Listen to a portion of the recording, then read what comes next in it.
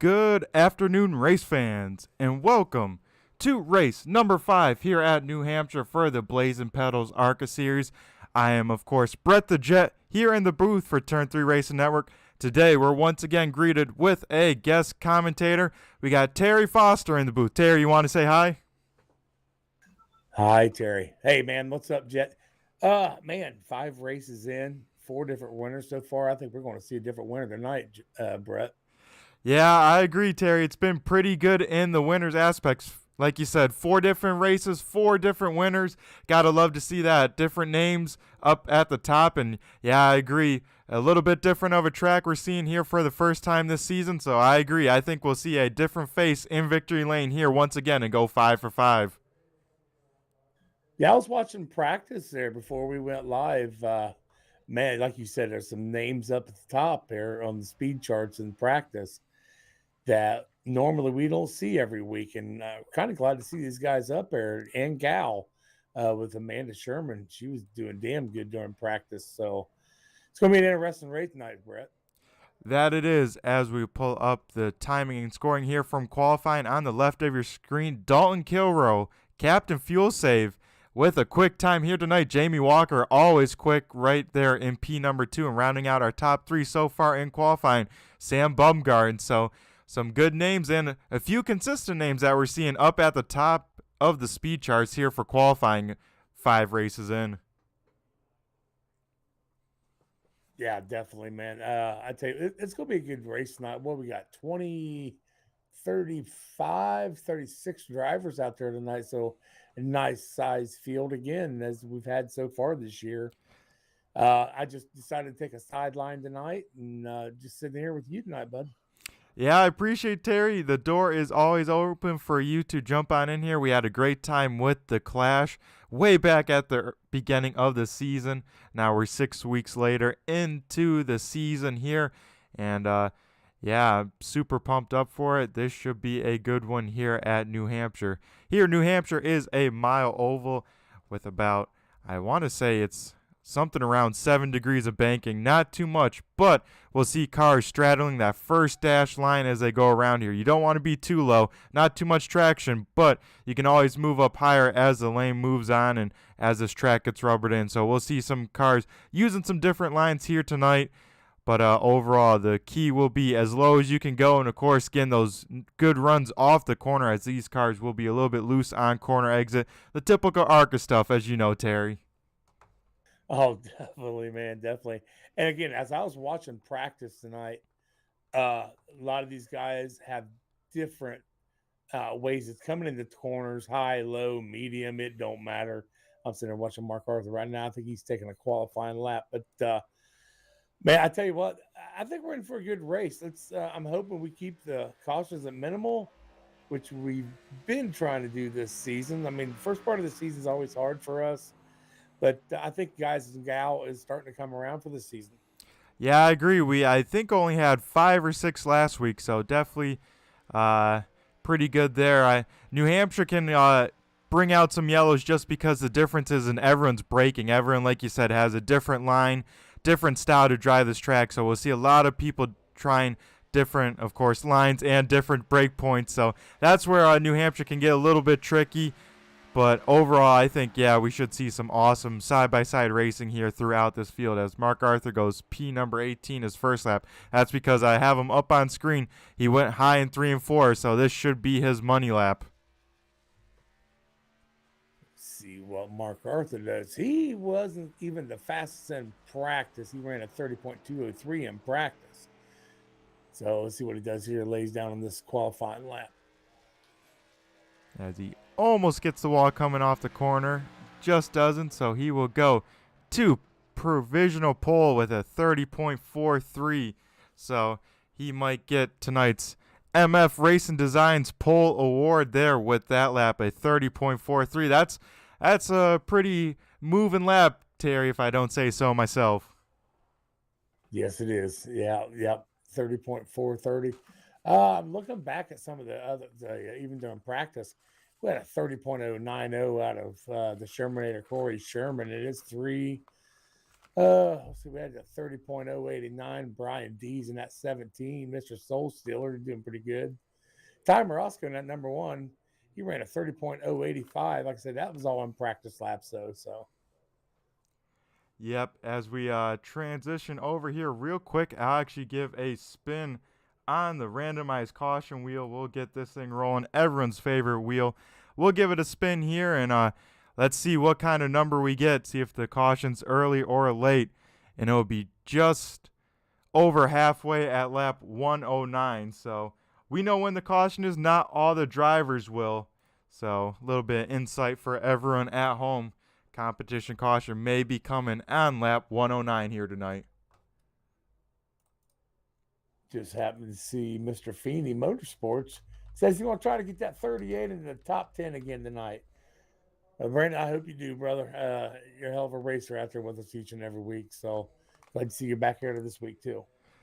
Yeah, he has a sharp-looking car. I know it's one of the ones even featured in the MF Racing Design commercial. So it is a sharp-looking car, and it definitely stands on out with the red, white, and blue scheme. As we have 36 cars here tonight, 34 have taken a lap here. 2 drivers not taking a lap, and they're both part of the AV racing crew. So, and we have last week's winner, Matt Grunberg, starting from the back here again. Yeah, I don't know if you got to look at any of our races from last season. Hold a minute. Yeah, I know he was the champion. Stuff, so oh, no problem, no problem. I've lost my train of thought. I'm sorry. Grunberg last season. He was the champion, but you're going to add some more insight to him. Oh, yeah, I was. Well, you already talked about it, and he's starting back here in the back at 35th. We've seen Matt do that a lot last season and just walk up through there and take them wins away from everybody. Matt, during practice, ran a 30.475. Definitely wasn't the fastest, but definitely wasn't the slowest either. So we'll watch Matt probably try to make his way up through there tonight. Yeah, it definitely will be fun to watch him make his way through this field. As we'll go, of course, pop up on screen the MF Racing Design Front Row Award to the 41 and the 12, who's not quite gridded yet, probably one of the last, but they were the Front Row Award recipients here tonight. As now we'll run through tonight's starting order here at New Hampshire. Mark Arthur in the 12 machine gets it done and gets a pole with a 30.43. Dalton Kilrow in the 41 will be starting to his outside. Row number 2 will be made up of Jamie Walker in the 88 and Sam Bumgarden to his outside, rounding out our top 5 starting positions. Chris Carroll in the 24 machine. Jason Powell will be starting in P number 6 in the 18-7. Goes to John Perkins in the 33. Corey Sherman in the 3 will start 8th. 9th is Rick Thompson in the 76. And rounding out our top 10, Philip Van Fleet. 11th goes to TBB Taylor Butcher Benjamin in the 10. Cody Gibson in the 87 will start 12th. Then we got Jordan McAvoy starting 13th. Joshua Sexton in that 51 coming up 14th. Blake Decker, Souls Iron or Wood Panel Sides or something like that. I can't remember what they called him. And then 92 starting the 15th. 44 Aaron Backover starting 16th. Brian Dees in his 17 starting 17th. And we got Ty Morosco in that number 1 car starting 18th. Jason Raymond, he's a new one for the season, 31st in the 31 car starting 19th. Josh Rutherford starting 20th. Paul Ellison starting 21st. Corey Rutherford 22nd. Tanner Marr 23rd as they roll off. Casey Campbell 24th. Brandon Feeney 25th. Nick Akier 26th. Amanda Sherman in that number 8, 27th. Brad Collins starting off in 28th. Race Clark in his 02 is 29th. Randy McAvoy starting 30th in his number 7. Where are we at here? Joe Albereco starting 31. Fred Thompson 32nd. Ian Habiak 33rd. Chris Legge 34th. Matt Grunberg 35th. And rounding out everything is James D. Miller in that 09 starting 36. All righty. Terry, thank you very much. The lights are extinguished on the pace car. That means we are going green this time by. The iRacing pace car will make its way into pit road here. And it's going to be racing action here for 181 laps here around New Hampshire. 181 miles to go. Should be a great race. I'm going to start this race right here in the back with these guys. I'm going to see what this back section of these cars is going to do tonight. Alrighty, as we are green flag in the front, Mark Arthur gets away with a great start. Dalton Kilroe will have an opening to slot in on second. Jamie Walker rolling the bottom will get past Sam Bumgarn, who takes fourth position as they go down the backstretch.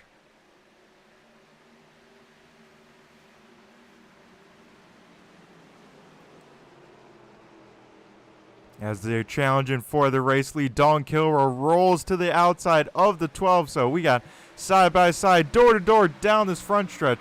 Dalton Kilroe up top, Mark Arthur down low here on lap number 2 of this race. As Mark Arthur big time loose on that inside line, looks like he is struggling with traction, and that's going to allow the rest of the field to start moving on by on that top side. It may leave him out to dry on that bottom, as now he's all the way down, battling for third place with the 57 machine. Watching the 44 Aaron Bach over, giving that 92 Blake Decker. A couple love taps there in the 3 and 4, trying to get working underneath him right now, trying to get around him. He'd made light work of the 21 car there, Jordan McAvoy, just shortly. He's working hard to get around Blake right now and see what he can do with that thing. Yeah, as we have them 2 by 2 for 2 rows deep for third and fifth, battling respectively at the front here. No car with a real advantage, as the 88 has reeled in the leader and right on the back bumper, but we'll keep on looking at this battle for third position, as this is opening the door for the likes of Corey Sherman and whatnot to catch the back of these guys battling side by side here. Yeah, still back here in the back. Ty Morosco at number 1. He is now working on Jordan McAvoy in that 21. See if Ty Morosco gets down there. Old Mr. No Practice. He was actually doing a lot of practice tonight, so I think he got tired of all of us hollering at him or something. Exactly, or maybe we're talking a little bit pre-race, Terry, and maybe this isn't one of his favorite tracks, because usually with New Hampshire, you either love it or hate it. There's no in-between for everyone, especially here on the iRacing simulator. Yeah, maybe if they turns or banked a whole lot more, it'd be more fun.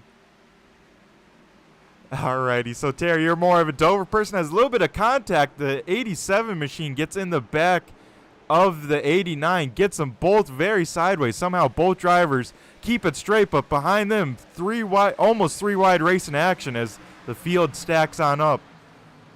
Yeah, that little bump right there, that stacked the 51, 44, 17, 121, 92. They stacked them all up over that. Yeah, as Philip Van Fleet putting in an awesome performance here early, as one car in the wall glue, falling back quickly. That's Blake Decker in the 92 machine.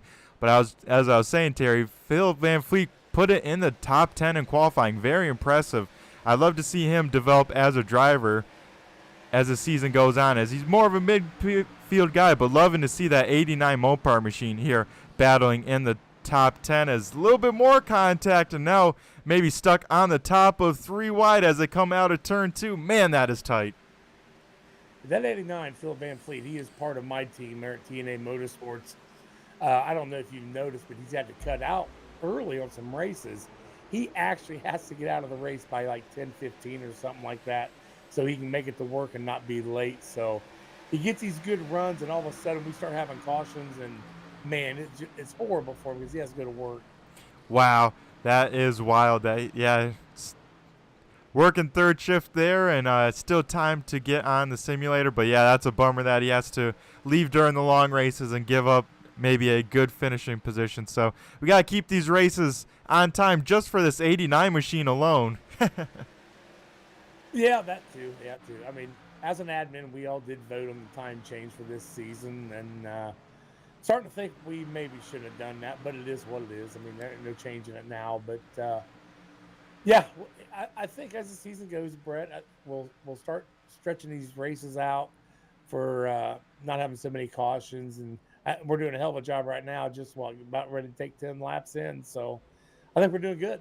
Exactly, yeah. About to double digits laps completed as we completed 10 laps here. As we look towards the front, the 88 Neon Menards machine back out front here in a race once again. That is Jamie Walker has taken the lead from Dalton Kilrow. And both of those drivers have really checked out from the rest of the field. Maybe some tire saving on going on further back, or maybe these guys got some awesome pace here. But whatever it is, they are pulling away from the field. Well, as I said at the beginning, at the top of the show there, Brett, the fifth race, we're looking at, I think we're going to get a different winner tonight. It's very possible that 88 could do it. He hasn't wrapped up one yet this season. He likes to get his wins in, man, and I'm betting tonight might be it. Yeah, he's looking for a strong performance. It seems like he's always in the top 5, top 10, but also close every time. And I don't know what happens with it, but also close every time this season so far, but hasn't quite got the monkey off the back. Maybe, like we said, we can see it here in race number 5.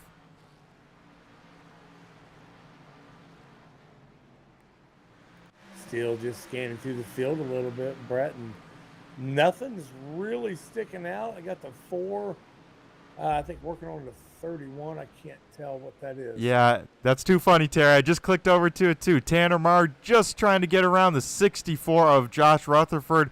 Right now, Tanner, with that pass completed, is in the Rutherford sandwich. Got the 5 of Corey and the 64 of Josh behind him.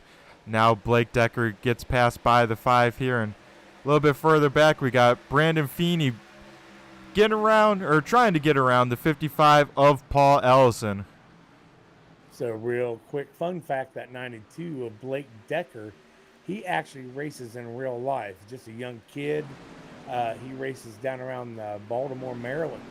And I can't remember what kind of car it is, but it's all dirt track. So, he does this in real life. Alrighty, awesome stuff. Gotta always love some real life racers and stuff.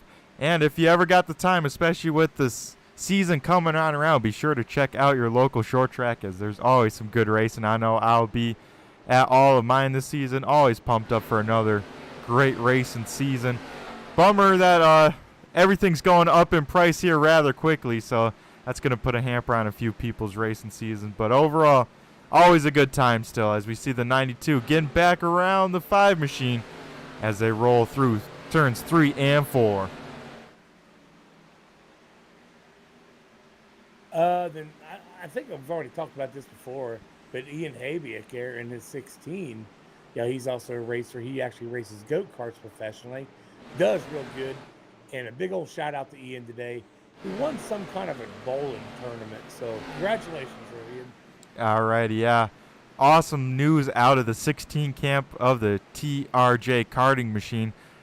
Anytime a win can happen, it's always awesome. So congrats on that bowling tournament win, Ian, as he is running here, hanging on to his stuff, keeping that car clean, and that's what you got to do, especially with this track. You can get in the wall very quickly here, especially off these corners with how tight these corners are. They may seem nice and wide, but that wall comes up very quick on corner exit. Oh, definitely. I'm just looking in chat. Constance, am I any better now? I had to pull that microphone up just a little closer to my face. Let me know if that's any better.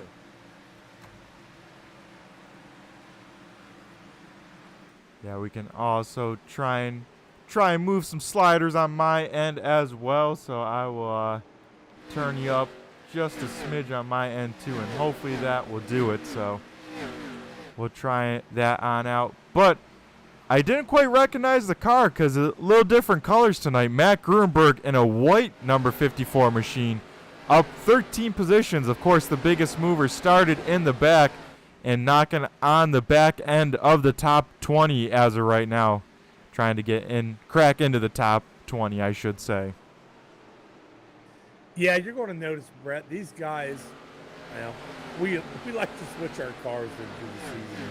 I know I'm running the pink one right now, but that's going to change at some point. I'll probably go back to my old black one I used to drive. So, yeah, just got to keep an eyeball out for that kind of stuff. I was going to say, Terry, it makes finding you and Mark very easy, especially in the pink cars, because you're the only 2 pink cars on track, so I can always pick you guys out very quickly.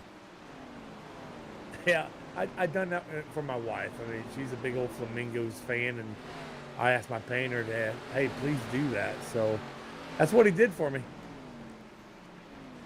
Alrighty, awesome stuff. As we got a little bit more battles going out on track, I returned you back up, as well as we got the 31 machine working on the 89. This is battle for 17th on the racetrack. I'm gonna have to adjust something here. I just cranked my microphone up a little more. Yeah, it's looking a lot better on the slider now. I'm keeping an eye on it, so Okay. it should be pretty good here. As be sure to let us know in chat as well if we need to keep anything adjustment, as it should be pretty good.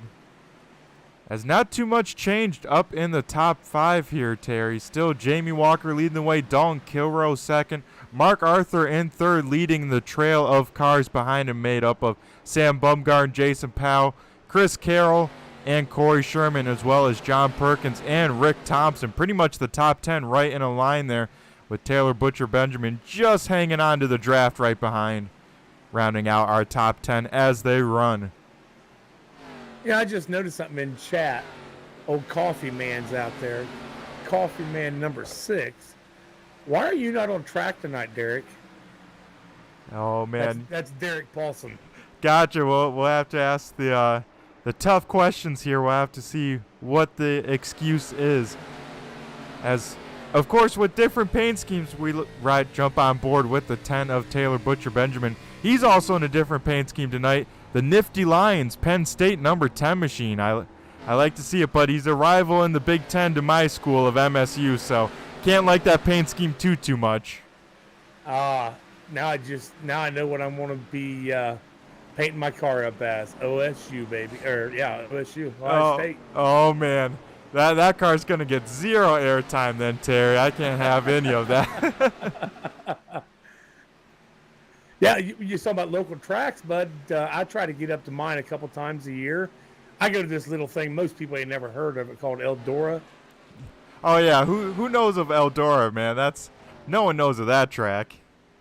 Yeah, I live about 15 minutes away from there, so my wife and I like to try to get up here once or twice a year. Watching 54, he's working all over the back of that 5 of Rutherford right now. Yeah, as they are double file in front of him. He's just waiting for one car to get an advantage, open up the door, and he's going to follow on suit. But yeah, he is in a hurry. But making awesome progress with no yellow flags here, making his way through this field as he gets to the 89 of Philip Van Fleet, and now sets his sights on the 5 machine. So one thing I did learn tonight, dear Brett, look at Green's pit stops about lap 39 to 41, I would imagine. I think that's about all the gas they have in these things. As we got a couple cars spin on the front stretch, but no yellow flag comes out. Holy smokes, I don't know how they didn't throw a yellow there. The 22 was facing the wrong direction for a quick second, but they get him strained out very quickly and get him back under power. I think the 22 only lost like 5 spots or something crazy, but you saw on the top of your screen a little bit of contact, and wow.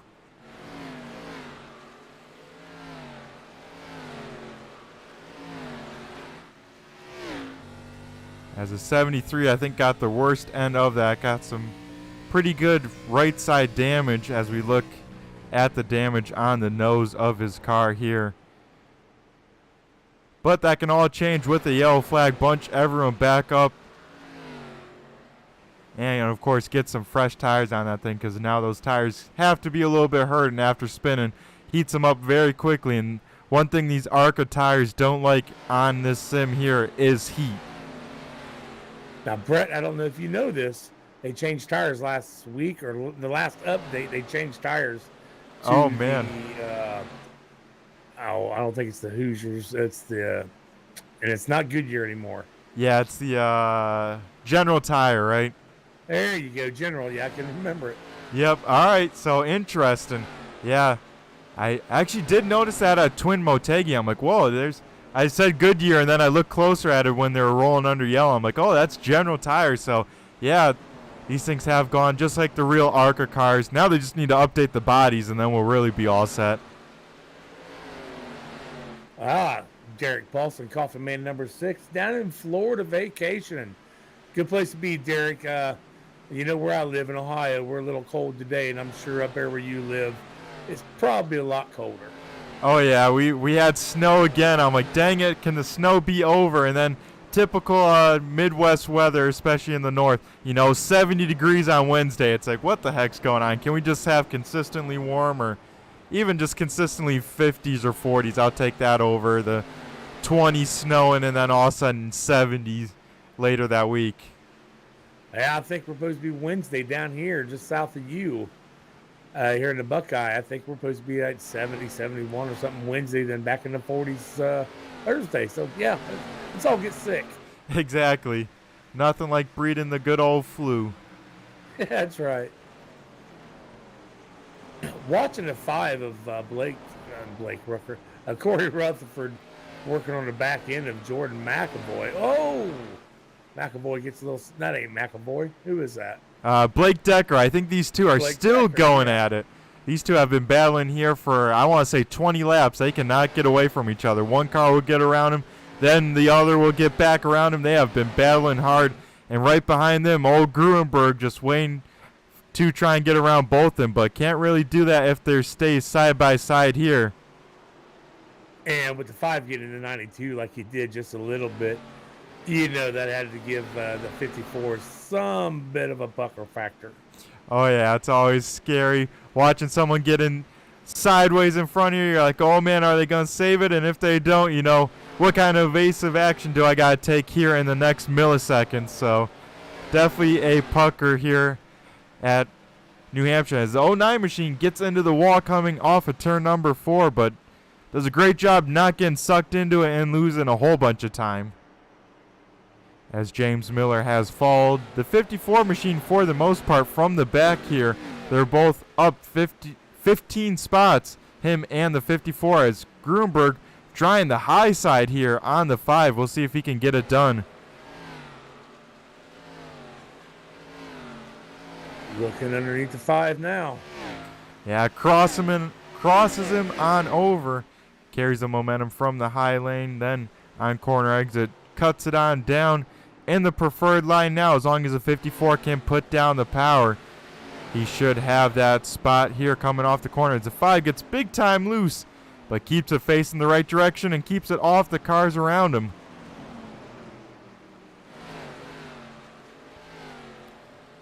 Looks like the 09 of James Miller. He's trying to work his way up through there too, past the 5 of Rutherford. Going to be working on him shortly as soon as Gruenberg gets around him. Yep, and Rutherford may be stuck on the high side for a few cars, as Tanner Marr also right there as well to take advantage of it.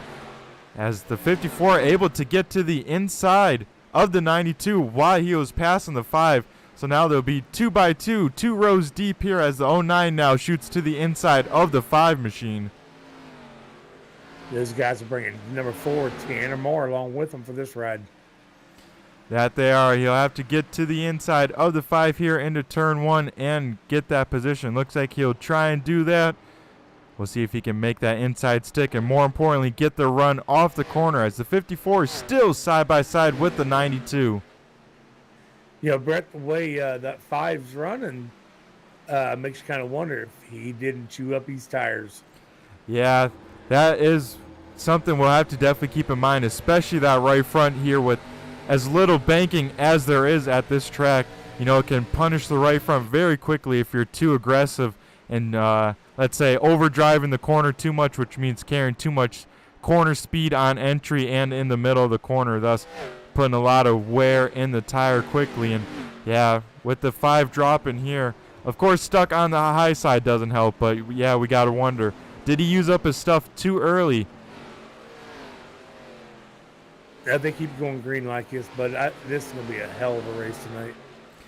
That it is. It'll be a lot of strategy, just like always here at these races. And with it being at 181, it may be close to some fuel saving and maybe 6 stops if it does go green till the end. As what was our pit window, Terry? I think we got to be getting close to it here. Yeah, I would say within the next 5 laps, we're at lap 30, just took 38. And it should be coming up here real quick. I'm watching the 12, Mark Arthur, looking on the back of Dalton Kilroy in that 41. I think he's looking for that second spot there. Yeah, Mark Arthur has pulled away from that pack of cars at the beginning that we saw was right on his tail, able to pull away from them about a second and catch the back bumper of the 41 machine. So the 12, I assume, was laying back at the beginning, really taking care of those tires, and now pushing them a little bit harder than the drivers around him now that he has the extra tire compared to them, let's say. I tell you, I just have to look at a little bit of the timing up here. Jamie Walker with over a 3-second advantage over second place Dalton Kilroy. Yeah, he is definitely way up there, so he's just got to be consistent. As I think, if I'm not mistaken, I think he got some sort of pit road penalty last time, and that's what caused him to fall. He still finished inside the top 10 even with that, which was very impressive. So he's got to be nice and careful on pit road, especially here. I think it's only 40 mile per hour, so a very slow pit road here at New Hampshire. Yeah, but I think last week he got a speeding penalty, if I'm not mistaken. So that's always a heartbreaking penalty. As we have our first taker down pit road, Terry, it's the 54 of Matt Gruenberg looking to short pit everyone. He did do a great job saving a lot of fuel last week. We'll see maybe if he needs to do that again with short pit in a little bit, but he'll have a huge tire and time advantage for a few laps. So now we'll see some more takers down pit road. Looks like the 87 machine now down. The 54 did not take tires. He just splash and go, baby. Alrighty. As there are limited tire sets here at the Blazing Pedal Arca Series, it does vary by track, correct, Terry?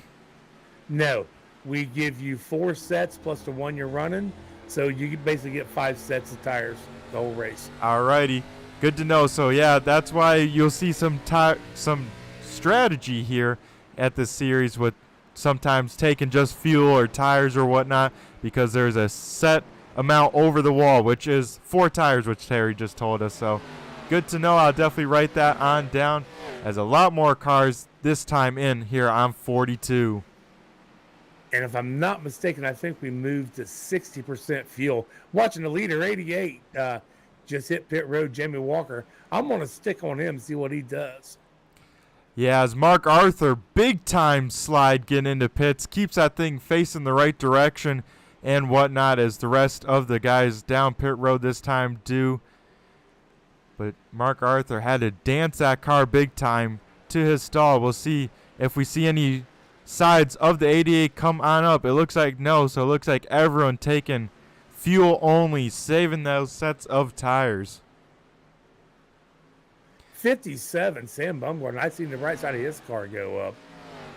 Now the left side's up. Sam Bumgarner ended up 57, getting him some fresh rubber there. Alrighty, so the strategy has become, as now Dalton Kilroy down pit road. He is our race leader, but now looks like the 55 of Paul Allison may inherit it. Nope, he's coming down pit road, so give the lead over to the 64 of Josh Rutherford, as green flag pit stops continue to cycle on through. Watch a couple more of our drivers here. I'm going to be just a little biased, and I'm watching the 88 of Amanda Sherman. She's out of the TNA camp also with me. Right side rubber. Yeah, left sides go up. So she's going to come out full tank of fuel and some fresh generals. Yep, as she gets rolling out of her box here. And Jamie Walker has increased his lead by a lot more with not taking any tires as well. He still has over a 3.5 second lead over Dalton Kilroy. So he's talking about car changes a little bit ago. I just happened to catch a little bit ago that 3 of Corey Sherman. He's back in that black car, that black number 3, and he's had some good luck in that car in the past. Yeah, as we look at the Savage Edge number 3 machine out here, like you said, Terry, back in black here for race number 5 at New Hampshire. And it's been weird, Terry. A lot of clouds here tonight at New Hampshire. It's been very overcast. That's just making this track a little bit faster, buddy. That it is. That it is. And guys can drive, a track slightly different with the overcast, doesn't have the sun out, doesn't make it as slick, especially on corner exits. So these guys can push a little bit harder, but if the clouds open up, get some sun, they might have to back it on down to keep from losing the rear end or even the front end of these cars. So just seeing Josh Rutherford peel off, get down in the pits. He's taken 4 fresh also. He did lead a lap there, I think. Yeah, he definitely stayed out at least a couple laps later than the rest of the field, as most of the field pit from anywhere from lap 41 to 43. So we'll keep that in mind there, as they, I'm sure, tried to go as long as they could without pitting. So that is definitely the fuel window everyone's shooting on for, as we see the 64 just getting lapped there by the 88, but will be on fresh rubber, so he will be able to most likely get his lap back the hard way.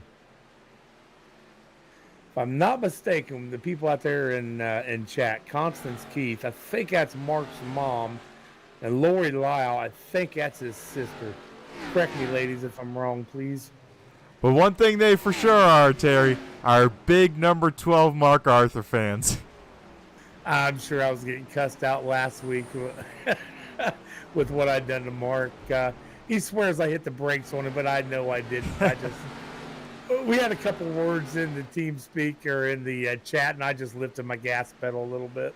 Come on, you guys are just trading a little pink paint between you two. Yeah, you couldn't tell, right? Exactly.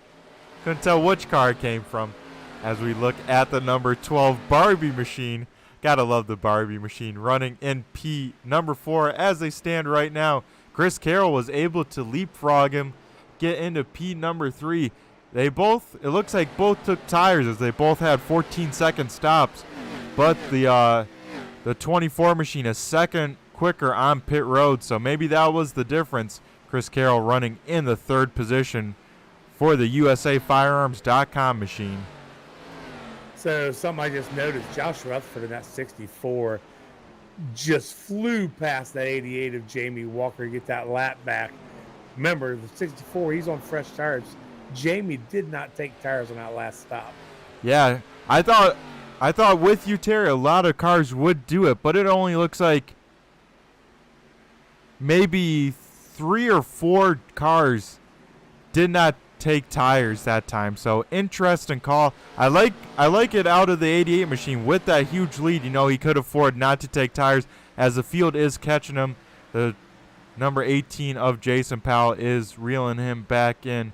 But I do like the call with the big lead he built up, being able to stay on that same set and lose a little bit of time, but have that all-important set later in this run when it really counts. As Dalton Kilroy must have had a really slow stop or something, Terry. He's all the way back in P number 8. He had a fairly decent stop, so... Oh, I think he's losing a lot of track time being on those old tires. He's one of those few cars that did not take tires, and the field was a lot closer to him. Didn't have that big lead like the 88 did, so now he's getting marred on back with those old tires, getting eaten up by those new tires, as the 10 machine of Taylor Butcher Benjamin makes it on around. Same with the 33 of John Perkins. Yeah, Doc there, the 10, he made simple work of Perkins and Dalton right there. So yeah, we could see exactly what the heck what these tires are doing for these cars. And I hope Jamie just didn't bite himself in the backside for not taking tires. Yeah. I say if you do the crazy strategy, you might as well get it done early and save a set early, and that's what the 88 did. He is currently getting passed by the 18 of Jason Powell for the race lead, so battle for the race lead and lead change number 3 of the night. Jason Powell in the 18 making it his way on by the 88, but Chris Carroll has reeled him on in to about 3 car lengths behind him. I just heard Dalton Kilroy in that 41 holler out that he is on old tires. Alrighty, so good to know.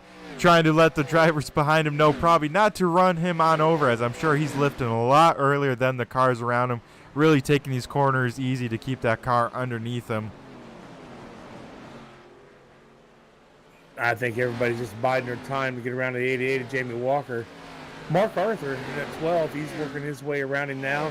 We got the 22 behind him, and we got the 8 outside of that. You know, all these guys just and gal, I think they're just biding their time, working their way around that 88 on all. Everybody's on them fresh tires. Yep, and the 22 and the 8 are both a lap down, so not only do we got some lead cars battling in this for position in this pack here we're watching on screen, but lap down as well, because as you know, Terry, every position, every point counts for this long season here at the Blazing Pedals.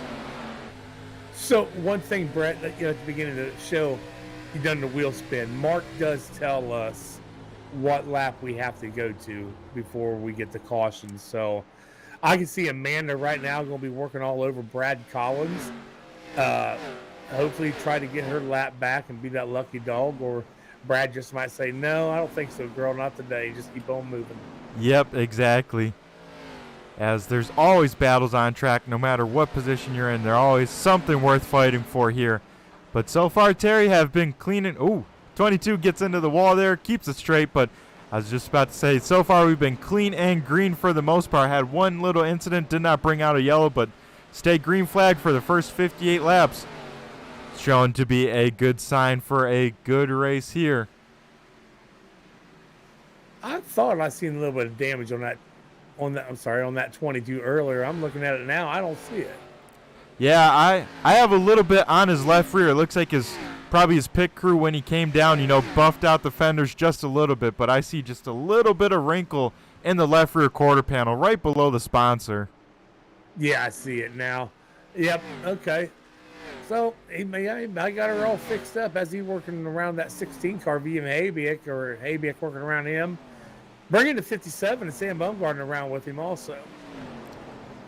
Yep, as the 22 and the 16 are racing for position, but the 57 of Sam Bumgarner just looking for a opening, trying to get around these guys as well, because he's trying to reel in the 12 of Mark Arthur we see heading into turn number 1 there, about 3/4 of a second ahead of him.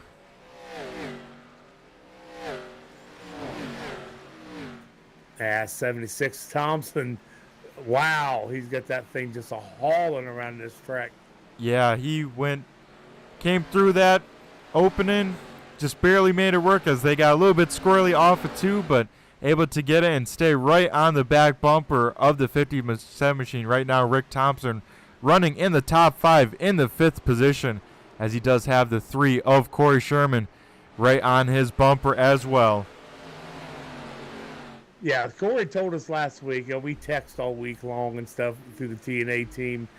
He says, boys, I'm getting the top 5 this weekend. And I tell you what, if he doesn't get it, it wasn't from a lack of trying, that's for sure. Another thing, Savage Edge. He owns Savage Edge. He'll put your name on anything. Just ask him. Alrighty, be sure to hit them up for any of your needs. I assume you can probably find him on Facebook. It's like anything else in this world, it seems like nowadays. He actually has a website, savageedge.com.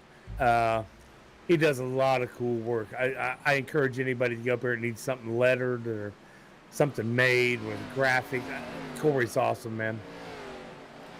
Alrighty, be sure to get any of your graphics lettering needs. Be sure to check out Savage Edge on the old interwebs. But yeah, he's keeping the 76 on his toes, keeping right on his back bumper in case he sees a mistake out of either 2 cars in front of him. Like you said, putting in a good run here. Excited to see where this 3 car can end up.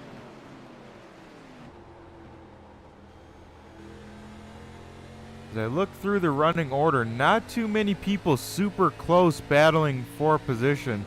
Looks like maybe the 87 of Cody Gibson trying to pass the 88 machine of Jamie Walker. This will put Jamie Walker outside the top 10.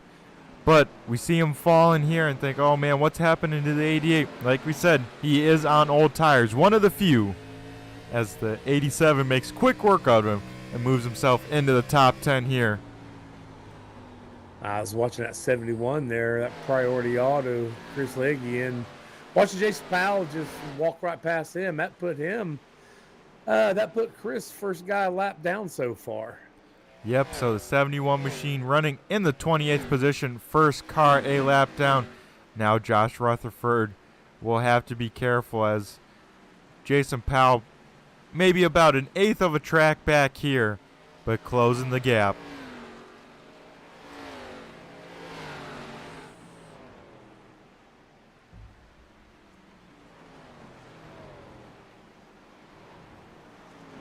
Watching Mark Arthur in that 12, I think he's starting to gain up on that 71, that lap car of Chris Legge.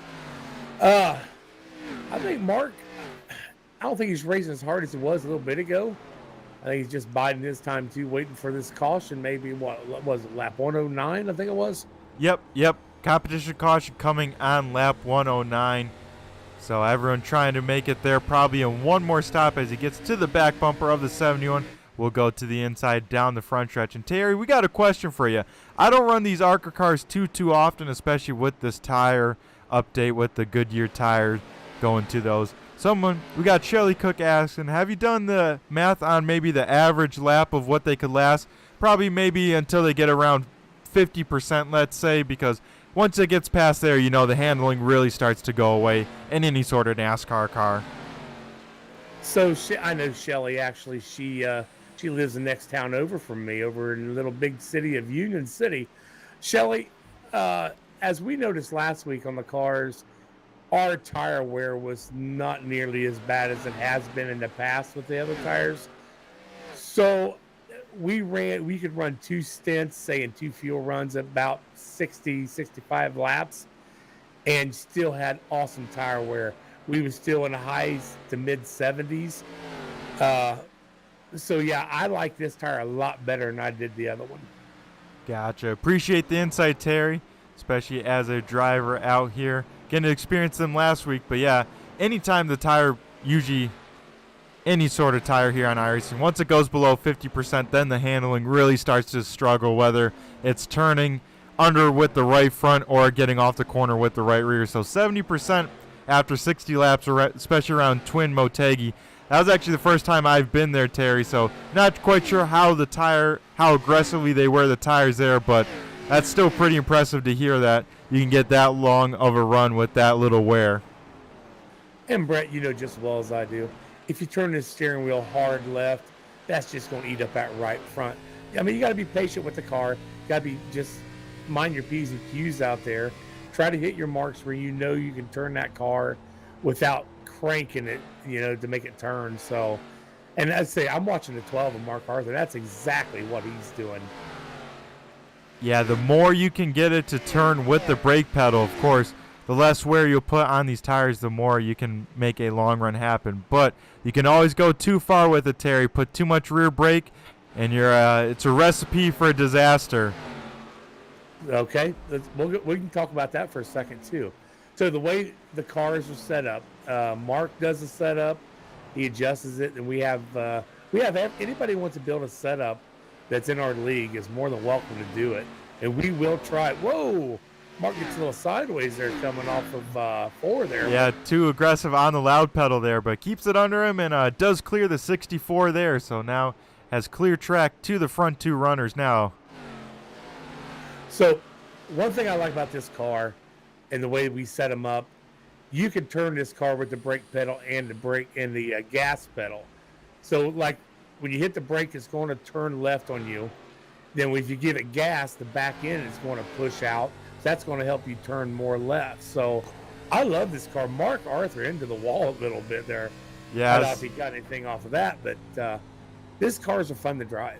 Yeah, I was going to say, as you're talking about how to drive these things, we'll jump on board for the TRJ Karting onboard shot from Mark Arthur and kind of see what he's doing. And yeah, as we just jumped down and we heard him just kiss the wall coming off of turn number 4 there. So luckily it was just a kiss, shouldn't hurt the car at all, but something to keep in mind as these guys are definitely pushing these cars to the limit here late in this second green flag stint. I think with the Jason Powell, Chris Kell ran up onto a lap car that 55. I think that gave Chris Carroll a little bit of advantage to catch up Jason Powell a little bit.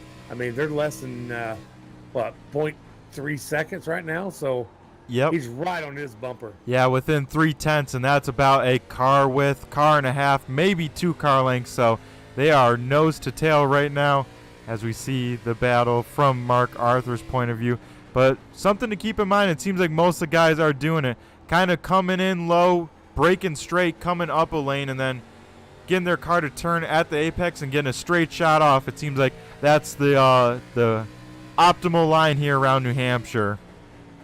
Again, we can in the car we can adjust the steering ratio, the front and back brake bias. That's about all we can change, other than what the setup's already is. So I run a very high brake bias, so I slow down before the turn. That way I can just kind of mosey on through the turn and get the gas in just a little quicker sometimes. Wow. Yeah, usually, Terry, when I jump in behind the wheel, whenever I do, I usually love a low brake bias. Usually I'm one of the lowest to really try and get that car to turn with the brake. But the key is not kicking out the rear end too much, because you can inadvertently start heating up the right rear if you start sliding it too much on corner entry. And then all of a sudden you're like, man, why can't I get off the corner? It's because you're getting too much rotation coming on in. So love to hear different people's driving styles and their preferences, because that's all racing comes down to, how well you can drive the car that's handed to you. And with a fixed setup like tonight, so everything is the same except for what you said, Terry, that can be adjusted. So it's really all about how well you can drive the car that's handed to you. And tonight it looks like a pretty well car, as the setup was built just like all the races here, and looks like everyone having a blast with it here tonight at New Hampshire. So with the setups, I believe we may already have a setup for next week. I don't know yet. I haven't looked. So we'll have that setup that Mark does. Then if somebody else wants to throw a setup out there, everybody has the option to practice with those setups. Then come Wednesday or Thursday, and I'm sorry I don't know what day it is, guys. We actually vote on it. I did not practice this setup, so I did not vote on them. So then that's the one we go with, whatever they vote on. Alrighty. Good to know. I always love to know more information, especially on the car side. I love talking about these cars on iRacing. But something to keep in mind, Terry, we saw the 88 and the I think the 09 machine both down pit road here early. Jamie Walker finally with his first set of tires on that car. We are 80 laps into this. I mean, fuel runs right about 40, so we're right on track for some more green flag pit stops here. Yep, and then a pretty much half a fuel run till the stage caution, or the competition caution provided by yours truly here pre-race, as Jason Powell now able to open up the gap, especially with those lap cars. And Mark Arthur closing the gap to second place, has slowly been reeling in the 24, now down within half a second. Brett, I just happened to go through the field, and I'm looking at the 41, Dalton Kilrose, sitting in 30th place, one lap down. I don't know what happened to that boy. I'm checking over his car right now. Let's see if we got anything wrong with his car here. Yeah, he was one of the few that did not pit for tires there, Terry. So maybe those tires had that big of an impact, going from P number 2 all the way to P number 30. That would be wild. So Shelly, there's again, Shelly. This is flat track compared to what it was out last week. So maybe I should have raced this, see what this thing does on a flat track. Yeah, because that would be very wild if he fell that far. And that car looks clean, Terry, as we're looking at it on screen right now. It doesn't look like anything's wrong with it.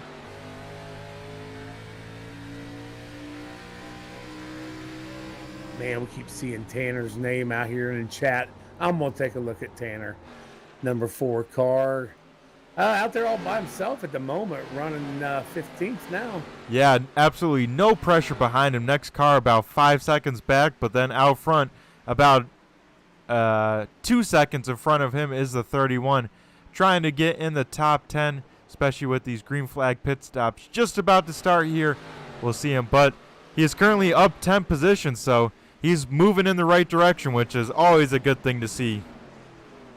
76, Rick Thompson just hit pit lane. 17, Brian D's coming in too. Pit stops are happening, buddy.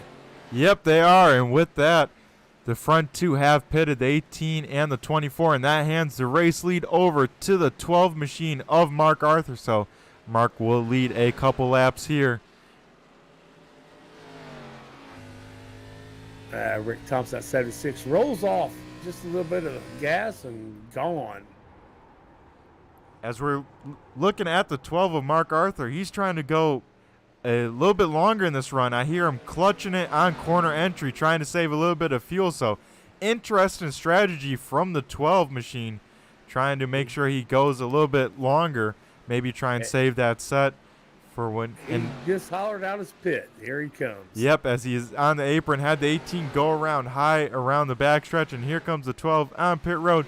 Gets on the binders hard, gets down to pit road speed. Looks like the 10 machine as well coming on in. Same with the 1. We'll see if the 44 follows suit as well. As a pretty long run, these guys making it to lap 86, so it looks like everyone on in.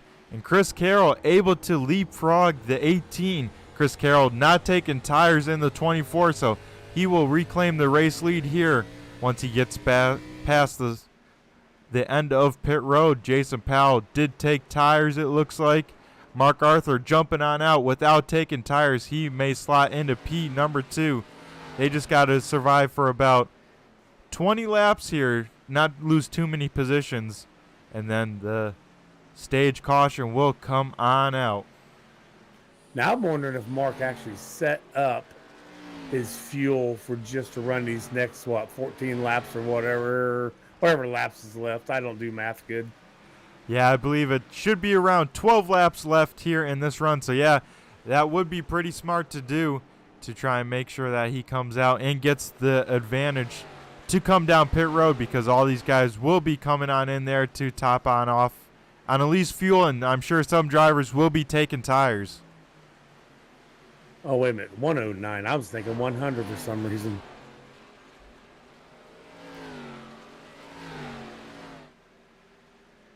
Yeah, I was doing math for probably 100 as well, because now we're about 20 laps to there, so there we go. That's a little bit better. So I can't do math either, apparently, as well. So as we and new leader up here, that 24, Chris Carroll.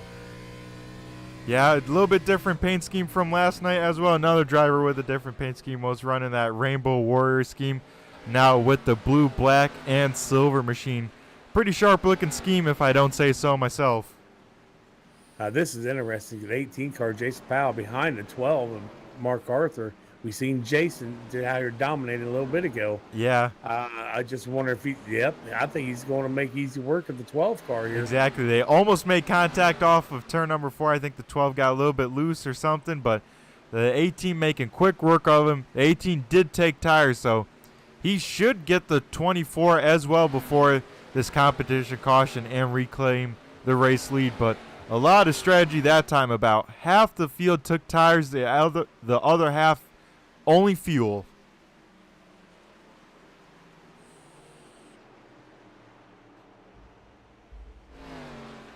As we have Michael Falk in the chat as well, saying Dalton Kilroe will find his way back up to the front. It is what that 41 machine does. And right now, Dalton Kilroe with pitting. I think he was so far back because he also pitted without taking those tires. He's back all the way up to Pete number 14. And, you know, Michael's pretty correct on that, too. I've raced with Dalton, whatever season this is for us. I've raced with him that many seasons, and he always finds that way back up there. Yep, as he's getting around the 73 and hoping to make quick work of the 22, both a lap down as they run right now. But he is catching that 87 of Cody Gibson in a hurry there, that SRX machine. A little bit to the left of the screen, as well as Josh Rutherford.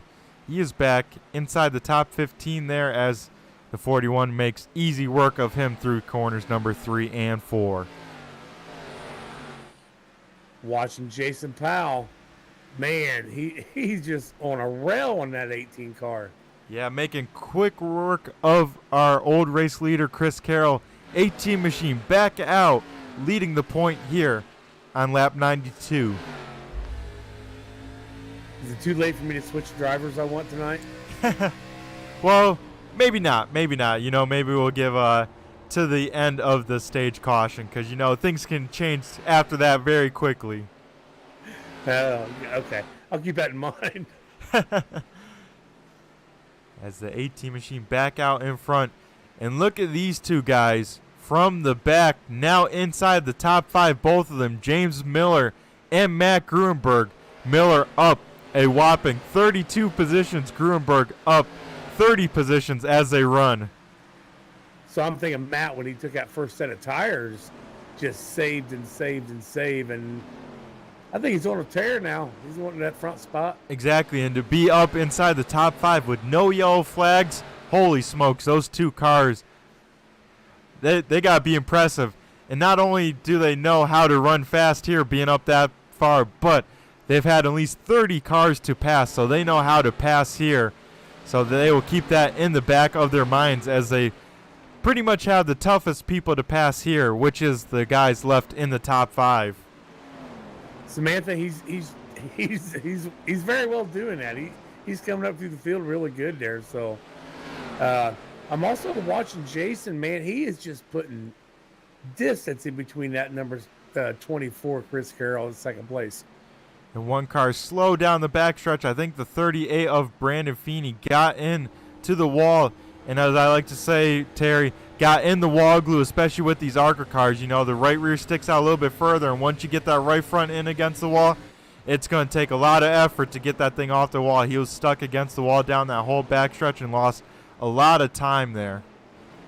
Yeah, sometimes it feels like you just got to slam on the brakes, go to the left a little bit, and go again, man. You're right, it does stick to that wall. Yeah, that's something these drivers always have to keep in mind no matter what track they go is, hey, that right rear corner sticks out a little bit more than the rest of the car. You know, got to give it that extra few inches of space, which you don't want to give up as a driver, but you're going to have to because it just takes one little mistake and then you're really hurting for time and maybe even doing damage to the cars. We see Gruenberg get around Mark Arthur for third place, now sets his sights on Chris Carroll there in second as he goes to the inside in turn number 3. A lot of room to make up in less than 10 laps there.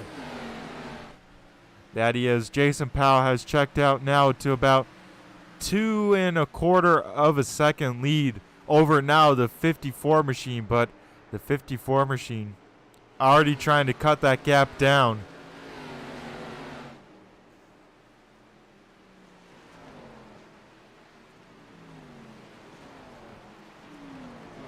Man, I tell you what, as an admin for this league, I couldn't be more happier than what I'm seeing out here tonight with all these guys and gal.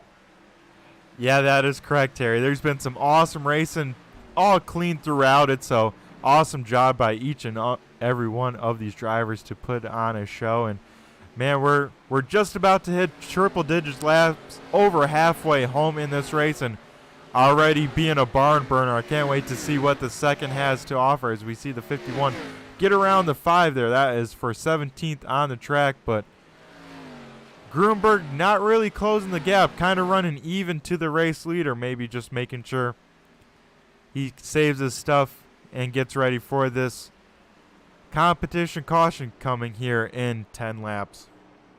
Well, maybe he's just going to be nice enough to let Jason have that award there, you know, get them a little bit of the points.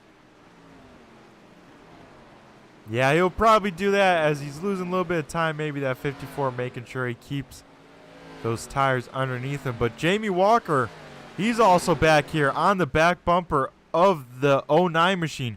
Jamie was falling back without taking those tires, now has some fresh tires and already regained most of that ground as he's knocking on the door for third place.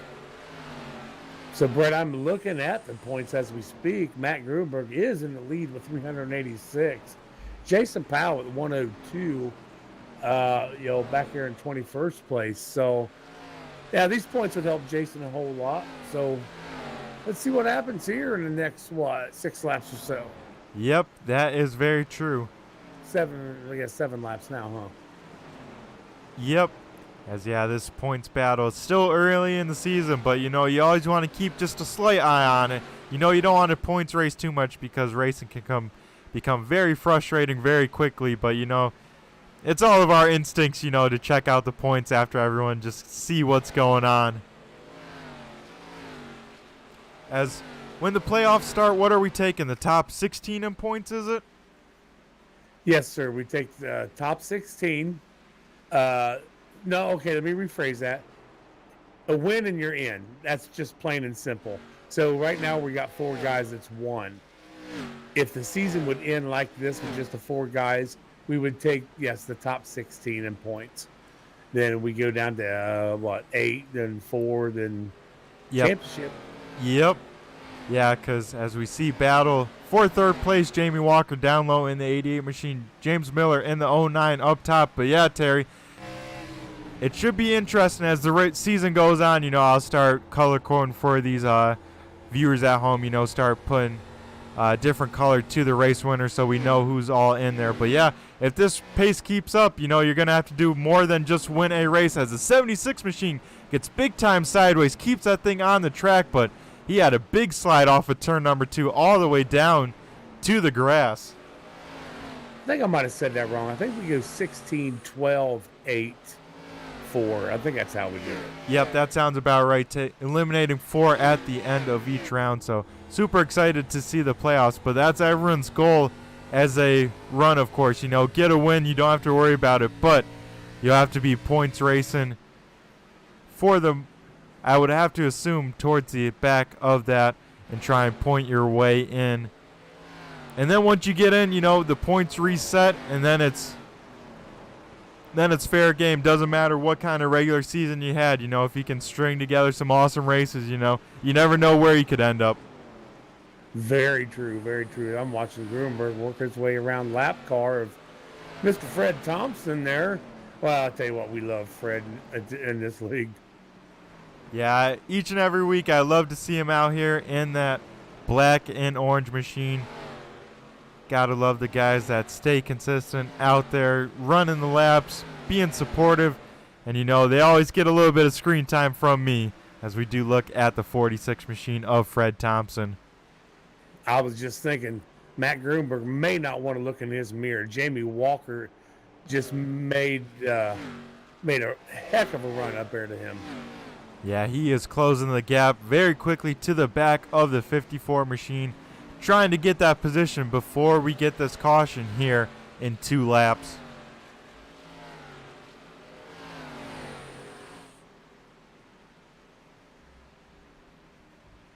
Jamie Walker right now sitting number 9 in our points, sitting at 133 points. Alrighty, so he is in, but if this trend keeps up of a different winner each week, like we were saying before, you might have to do more than just win and some points. As we see, Walker's all over the back of that 54. Yeah, that 88 is rolling these middle of these corners awesome. He has figured out something. He can come in, carry maybe a mile per hour or 2 more, but where that 88 really shines is right at that apex and getting on the loud pedal. Has some awesome acceleration out of that 88 machine. He needs to hurry up if he wants to get something now. Yep, has to do it in this corner. Gets to the back bumper, but not quite enough, as we should see the caution here any second. I think Mark usually waits like 4 seconds. There we go. Yeah, he waits a couple seconds after the start. Leader crosses. Yep, so Jason. There we go. We got some caution. Yep, the first one of the night, and coming for the wheel spin caution. So no cars bringing it on out. Every single car of the 36 that started, I believe, are still out on track. Maybe except for the 7 of Randy McAvoy. But Jason Powell will be leading the way down this busy pit road. As I assume everyone on the 21 cars that are on the lead lap will be coming down pit road. It looks like Nick Akie will be the lucky dog. Akie. Akie. There you go. Lori, I tell you what I'm going to do for you. I'm going to put my camera right on that 12 car. I'm going to watch him do his pits, and I'll let you know how many tires he takes if he takes any. Yep, as everyone trying to bunch back up here quickly, try and be right on the back bumpers of those cars in front of him because everyone will be coming down pit road. You know, you got to pit right on the driver in front of your back bumper, try and get the most advantage as you can, as we'll see a busy pit road here as we see the field making the left-hand turn down. So some people see the cars staying on track. Those are our lap down cars. They are not allowed to pit yet. So they have to go around one more time, and that'll allow them to pit. Yep. And some of them will stay out and get a wave around also if they don't pit at all. Yep, as we see the busy pit road. Everyone making it to their stalls in the boxes. Actually, Aaron Backover in the 44 machine did stay out. Maybe he's going to try and lead a lap here as we see the rest of the field coming on out. Looks like Grunberg able to beat the 18 off pit road. That was a race. That was a close race off of pit road, but Grunberg able to get it done down pit road and will be the race leader if the 44 does end up pitting, which I would have to assume he will. Lori, your brother did take tires. Yeah, it looks like everyone did take tires except for the 31 of Jason Raymond. It looks like he only took fuel, so we'll have to keep an eye on that 31 machine. Keep an eye on that pace because that's going to be an interesting choice to not take tires, especially during the yellow flag when, you know, you can afford to take tires, have a longer stop. As we see the 44 staying on out here another lap. He will lead that lap, so I believe there's bonus points for leading lap, correct, Terry? There is bonus points, yes. And Alrighty. the 44 of Aaron Backover now sitting in 33rd spot. Aaron's missed a couple races beginning of the season. I don't know really why, but so I'm glad to see he's there. Yep, yeah. I assume we'll have to bet to see the 44 come down pit road this time and take those all-important tires and fuel. He did pit last on 85. Mark just jinxed the field. Oh, no. He does it all the time, but he was congratulating everybody of how they're all running tonight with no caution so far. So, and he did say, I hope I don't jinx it by saying this, but he was giving thumbs up, man, for everybody. And I definitely will tomorrow morning on my write-up that I do for the guys and gal. Definitely give them props for what's going on in this 113 laps without a caution. Yeah, that is awesome to see.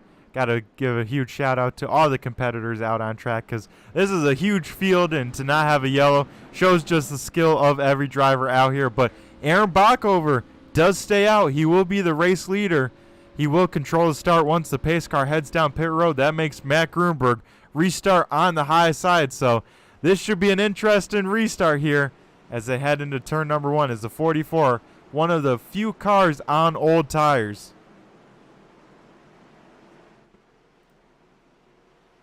As I do like some crazy strategy, Terry, but maybe a little too early for it. We'll see what Mr. Backover has for him, I guess. As the pace car is down pit road, the 44 fires on off. Doesn't have any wheel spin, so the first box is checked. The high side gets an all-right restart. Not the best, but now Grunberg will go to the high side of the 44. They are double file behind them. Yeah, so I know, Brett, at the beginning of the season, you seen us have a lane choice for being a leader. We had to do away with that because iRacing, for some reason, wouldn't recognize it, and it started giving everybody yellow flags for passing people. So, Well, Jason Powell, the big moment, somehow saves that thing. The 09 of James Miller doesn't get in his back bumper because if he did, that 18 would have been around there as they are stacking up a little bit behind the 44 trying to get around him as the 09, just maybe gets squeezed in the wall, maybe not. That was close. Man, these guys are wanting to go now. Exactly. We still got all kinds of racing here, guys. Exactly. Still got a lot of racing left, boys. Don't tear them up this early, as they are side by side. Mark Arthur now loose off the corner, so it seems like if you're down low, it is a struggle to put the power down, especially on these cold General tires. Now, I don't have I can't see the timing and scoring. Did Jamie Walker take tires that time around? He did. He did take tires, so everyone took tires except for, I think, where are they at? Oh, I think they even came in and took tires. I think the 31 didn't, but I think he re-came in. Maybe he was listening to us talking, and he did take 4 tires. So everyone took 4 tires except for the 44, who stayed on out, as now he gets stuck 3 wide as they come out of turn number 2. The 18 finally trying to get around him. Yeah, I was sitting there watching that, man. These new tires just all bunched up right behind that 44 for a little bit there. Rick Hammond, glad to see you out there, buddy. Wish you was on track, and hope that kid of yours is feeling better, bud. Yeah, as we still got 3 wide racing action here from New Hampshire. The 18 still finally gets clear of the 44 down low. Sam Bumgarn gets around him as well, but now the next couple cars trying to get around him. The 87 in the wall, gets it unstuck, but losing some time. That opens up the door for Corey Sherman to jump high of the 44 here as they go through turns 3 and 4. I talked about him earlier being all the way down there, lap down. 41, Dalton Kilroe, sitting in 12th spot now, so I think he's figured out how to do this. Yep, as he takes a 3 wide down low, gets around him. That actually moves Dalton Kilroe in the 41 inside the top 10 here as he battles Corey Sherman there. Tell you what, that Cody Gibson in that 87, I battled him last week. Man, what a heck of a racer he is. I had a blast, trying to work my way around him working around me. I tell you, that's one guy I like racing right there. Yeah, he's put together a few runs. It seems like, I'm pretty sure it was him that ran pretty well on the shorter track. So this is, even though it's a mile, it's still considered one of the shorter tracks of a NASCAR schedule. And he's running pretty good in the 11 as it gets big time loose, keeps that thing underneath him, and only loses 1 spot because of it. So an awesome save out of that 87 SRX machine. Guess I'll stop talking about him if he ain't going to do that. I don't want to curse him. Exactly. I always worry about that too. Sometimes I look at a driver and it's almost like they're watching it, and all of a sudden, oh man, they make a big mistake. It's like, all right, quickly, let's go away from them as we look here a little bit further back. Still trying to get around the 44 of Backover, and they were 3 wide for a minute ago. Not quite. They settled on down. That's the 21 of Jordan McAvoy, Corey Rutherford, and Brandon Feeney all right there as well. As we see Corey Rutherford in the no man's lane all the way down at that yellow line. There's not too much traction down there. It's almost like the track curve angles the other way because there's just nothing down there. The inside line around New Hampshire is considered that first dashed line, as he is able to make that car stick and get on around him. So move the 5 back inside the top 20. Yeah, I see Rick Hammond out there in chat. I'm really surprised he didn't race tonight, man. This is his track. He loves this thing so much, and he just does awesome here.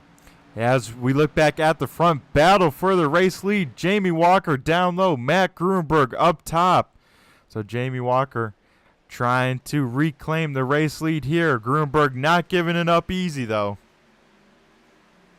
Yeah, you're looking up there at the front. I'm watching right back here behind him a little bit. 18 of Jason Powell working all over the back end of Mark Arthur. And right behind him is that 57 Sam Bumgarden. He's working all over the backside of the 18. Yeah, the 18 got held up starting in that 3rd position behind the car that did not take tires. So he fell back to 7. So I'm sure he's trying to get back those spots that he lost there in a hurry, and probably not the most pleased doing it. So we'll have to see how he gets on through. But so far doing a great job at regaining those spots, but has a tough guy to get around of that 12 of Mark Arthur. Oh, Sam Baumgartner, I think, scraped the wall just a hair bit right there. Doesn't lose too much time, though. Still within 3 car lengths of the 18. As once again, 88 looking to the inside of Grunberg, slides back in line as they go into 3, but he is pressuring the leader very hard here on lap 127.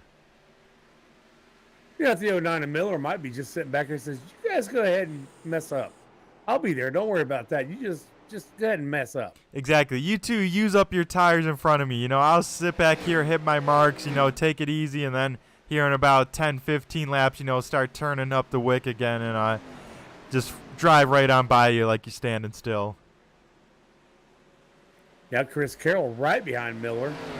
He might be thinking the same thing. Let those guys go, man. Just we'll play around after they get done. Exactly, as Grunberg trying to put down the power off of 4 gets big time sideways, gets some tire spin. That may open up the door just enough for the 88 of Jamie Walker and does clear him off of turn 2. So the 88 reclaims the race lead here on lap 128.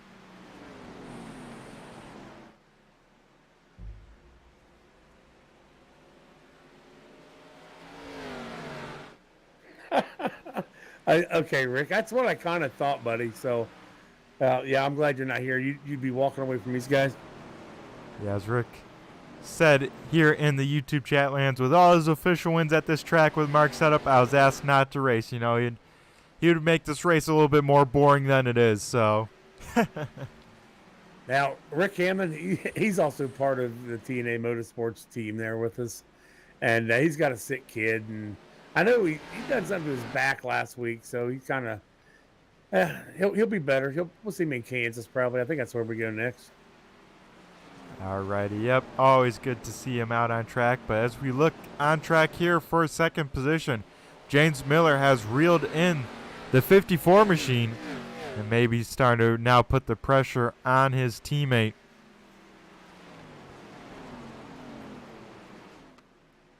Jamie Walker, man, he is wanting that win tonight, buddy. He is wanting that bad.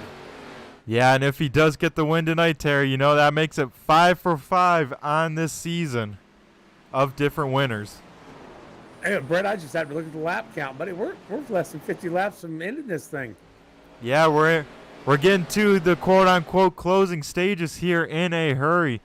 And also we'll have to keep in mind here, we'll have to get ready for some green flag pit stops, as we did go back racing on lap 114, so we got to be seeing pit stops probably right around lap 150, and then drivers can most likely make it to the end. Man, I was just thinking the same thing. It's going to be interesting to see how this ends up. Exactly. Folks, don't leave your seats quite yet, because this race is wrapping up in a hurry, and it's only going to ramp on up in intensity as these drivers continue to click off the laps here. Most everyone's single filed on out as they run. But now we see the 44 of Aaron Backover did not pit under that stage caution. Finally down pit road.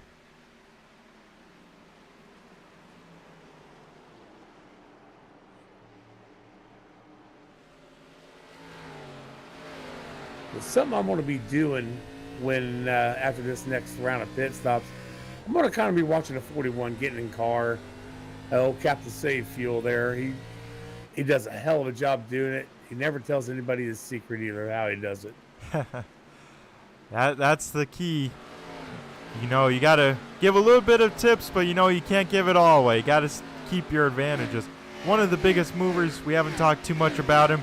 One of the best racing names out there, especially in this league. Race Clark in the O2 machine, up double digits from where he started. Currently running in the P number 18, but putting on a solid performance here. So one thing we do with the biggest mover, we do. Oh, you know what? We don't. I think we took that away this season. We used to hand out points for the biggest mover, but like Matt, starting where he started, now he's up there in the front. That would just void that out. So I think we got rid of that this season, if I'm not mistaken. Yeah, because right now, Matt Grunberg and James Miller would get that both up a whopping 33 positions. That's pretty impressive to see. as they are running 1-2, as Jamie Walker pulling away from these guys now has a second lead over second place of Gruenberg. So Jamie Walker in that 88 Menards machine figuring this place out and putting down the laps. So I don't know if we've went over this before. I mean, we got a good race going right now. I can talk a little bit about it. During a caution, if we get a caution, it is the driver's responsibility to take ownership of that caution. If it was his fault, he does have to go to the end of the line. If he gets caught again doing it, he has to go into the line and do a pass-through, a drive-through. Third time, I think he's asked to park. So sometimes you might see a guy starting from the pits. So there's one car did not come out tonight, which is fine. The next race he's in, he has to start from the pits because the admin, nobody took claim of a wreck last week. So we all, as an admin team, we have to look at it and to see whose fault it was. And once we deem it somebody's fault, that driver has to start from the pits in the next race. Gotcha. And it's always the gentleman thing to do to claim a yellow. That's saying, hey, that's like if you ever see it at your local short track, tapping on the roof, the tap out rule, you know. That's a driver saying, hey, you know, that caution was my bad. I made a mistake. I either got into the guy or whatever. And, you know, it's the right thing to do. Always love to see when drivers do that, especially quickly. It's always a good gentlemanly thing to do. As a lap ago, we saw the 09 get in the wall pretty heavily off of 2, really trying to use up all the track he can right on the back bumper of the 54 machine. Yeah, I caught that out of Miller too, but I don't think it hurt him a whole lot there. He seems like he's still cruising pretty good. Yeah, it seems to not affect the car too much, as we see the 87 machine of Cody Gibson getting to the back bumper of the 31 machine here. This may be a battle heating up for P number 16 on track. And the 31 machine of Jason Raymond, he missed a couple of races. I think his first race out here was actually last week, if I wasn't mistaken. No, this is his first race.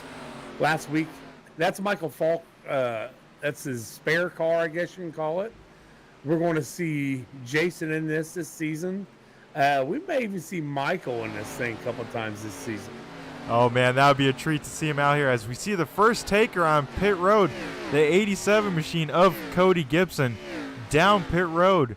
And he will kick off the pit cycle as he says, you know, I'm going to go in as early as I can with making it to the end. 40 laps. He should be able to make it enough with maybe no saving or maybe just slightly saving. So we'll have to see who comes on in here early, try and get that tire advantage. It looks like Gruenberg in this time gets a woed on up sideways down to pit road speed. Now the rest of the field has to be taking notes, seeing him come on in this early. I got to expect we see the 88 here in this lap or at least one lap later. Yeah, I expect this thing to get real busy real quick. Now, another rule we have here, Brett, coming down pit lane, you are to stay to the right of the center lane. I don't want to say you're allowed to pass somebody if they're doing 30 and the speed limit's 50. You can. Just don't do nothing silly about it. But so, yeah, you'll see the guys staying to the right side. Believe it or not, there is a big advantage, and you know this, Brett, to staying to the left, to the right, there is a big advantage staying to the left. Yep, you know, you can shave off a couple tenths, and down pit road, that's huge because, you know, everyone has to hit that 40 mile an hour. So, you know, if you can save a few tenths just by doing a different line, that can make it or break it for at least one position, if not two. But we still see the 88 down. We saw a lot of cars down the last time, a lot of the top 10. So Jamie Walker out here clicking off the laps and doing a little bit longer run, you know, trying to save those newer tires till when he really has to take them. As we'll get to see the difference in tires here, and I bet a lap, as the 54 is the first car a lap down, but we'll easily get past the 88 here. We'll see the speed advantage. Brett, if we don't get another caution, I think we're witnessing the last green pit stops. Yep, as all the drivers can make it to the end once they pit now, especially pitting from 140 on one and above that lap count. As the 54 gets into the race leader. Somehow no yellow flag. They keep it all going here, but no yellow flag. They got to get back on the loud pedal. But holy smokes, what is going on here? Wow. Wow. I don't know if we got yellow flags turned on or whatnot, but that's the second car we've seen completely spin around here tonight and no yellow flag. Jamie Walker loses a few spots. He's got to come in pit road this time. Heating up those tires with that spinning and losing that much time on a lap. He's got to come in this time. Matt Grunberg did come over the radio and said it was his fault. So just in case we would have had a caution. But yeah, that shows you just the difference in closing speed, as we said here at New Hampshire. But that's the difference of new tires versus old tires. You know, I think the 54 misjudged that. Didn't think the 88 was going to be that slow on old tires. And man, what a event. As with that hands the race lead over to the 76 of Rick Thompson. He did win the season opener at Daytona, so he is already quote-unquote locked in unless we got 16 different winners. But we see him down pit road. Same with the 88. Now this will hand the race lead over to the 57. I'm going to stay on the 88 of Jamie Walker. I'm going to see if he's going to take the tires or just the fuel and go. Yeah, I assume he's got quite a few sets over the wall. I assume he has to take tires, and we'll probably have a set in case we get a late race yellow. But also now we see the 41 as we jump on board with him. Back up in the top three will be the race leader as they cross the start finish line. Dalton Kilroe, the race leader, and Brian Dees. We haven't talked about him too much tonight. Got to talk to him last week. He is running in the second position as these green flag pit cycles. Jamie Walker coming back out on track. He did take 4 fresh generals. I'm hoping he kept on the lead lap there at least. See what happens here with this thing on that 88. Yeah, he is currently the second car a lap down. The first is Rick Thompson about to get around Dalton Kilroe, so that will put him the first car a lap down the 88. So he is behind the likes of,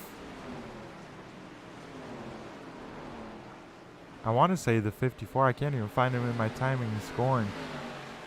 Who are you talking about? Matt Grunberg. He's actually down pit road, I think, again here. Or maybe. Oh, he disconnected. Huh, interesting there out of the 54 machine. I was going to try and compare him to the 88 and see him on pit road, see where he was on position. But the 88 down behind a lot of cars that have already pitted. I think the first car that has pitted is the 28 of Chris Carroll with Mark Arthur behind him. So that could be the battle for the race lead once this pit cycle's finish is on up. So I think I got a little bit of some chat in the race there. They think Matt may have disconnected for what he done to Jamie. Ah, dang. So he feels bad for that. I know he doesn't race like that or anything, so hats off to him. I assume he probably could have just went down pit road, drove through or whatnot, but I'm sure he's pretty disappointed in himself for that. But if this 24 can hold off the hard charging, looks like James Miller makes pretty easy work of Mark Arthur, so the 24 may have to hold off the 09 machine. But if either of those two drivers can pull off the win tonight, that'll make it a 5th different race winner. Jamie Walker trying to make light of, I think who did he just pass? Corey Rutherford. Yep. Yeah, so I think he's trying to work his way back up through there. I'll tell you what, Jamie, you got about 30 laps, a little less than 30 laps, buddy. You want to get that 88 moving. Exactly. And he's already almost back within the top 5 once the pit cycle's on out, whenever Cap Safefuel decides to come on in. So even with a spin, if he can finish inside the top 5, that's hats off to him, because that's a heck of a rebound. I'm riding along with Dalton right now in that 41. Just trying to see what he's doing with fuel. Yeah, as it looks like the 31 machine does get his lap back. Passes Dalton with the fresh tires. So far we have 3 cars that have not pitted yet. Make that at least 2 now. Looks like Brian Dees and John Perkins both down pit road. So now just Dalton Kilroe and Taylor Butcher Benjamin in the 10 machine both have not been down pit road yet. I think now it might be the way the game is set up. I think Dalton's actually shifting. Oh man, maybe we'll jump on board with him and listen on as well for the viewers at home and see if we can tell if we can hear maybe Dalton grabbing third gear. Sometimes there used to be a glitch where, you know, you'd ride on board sometimes and hear him shifting or whatnot if the mile per hour was right, but Yeah, he's doing it in 1 and 2 if he's doing it. Oh, he's pitting. He's coming in. as he is in fact coming on in, so we will probably see a new race leader here. But the 09 of James Miller did get around Chris Carroll, so this James Miller now with those 2 pitting will take the race lead. And he did get around the 24 machine, so now the 09 just needs to hit his marks.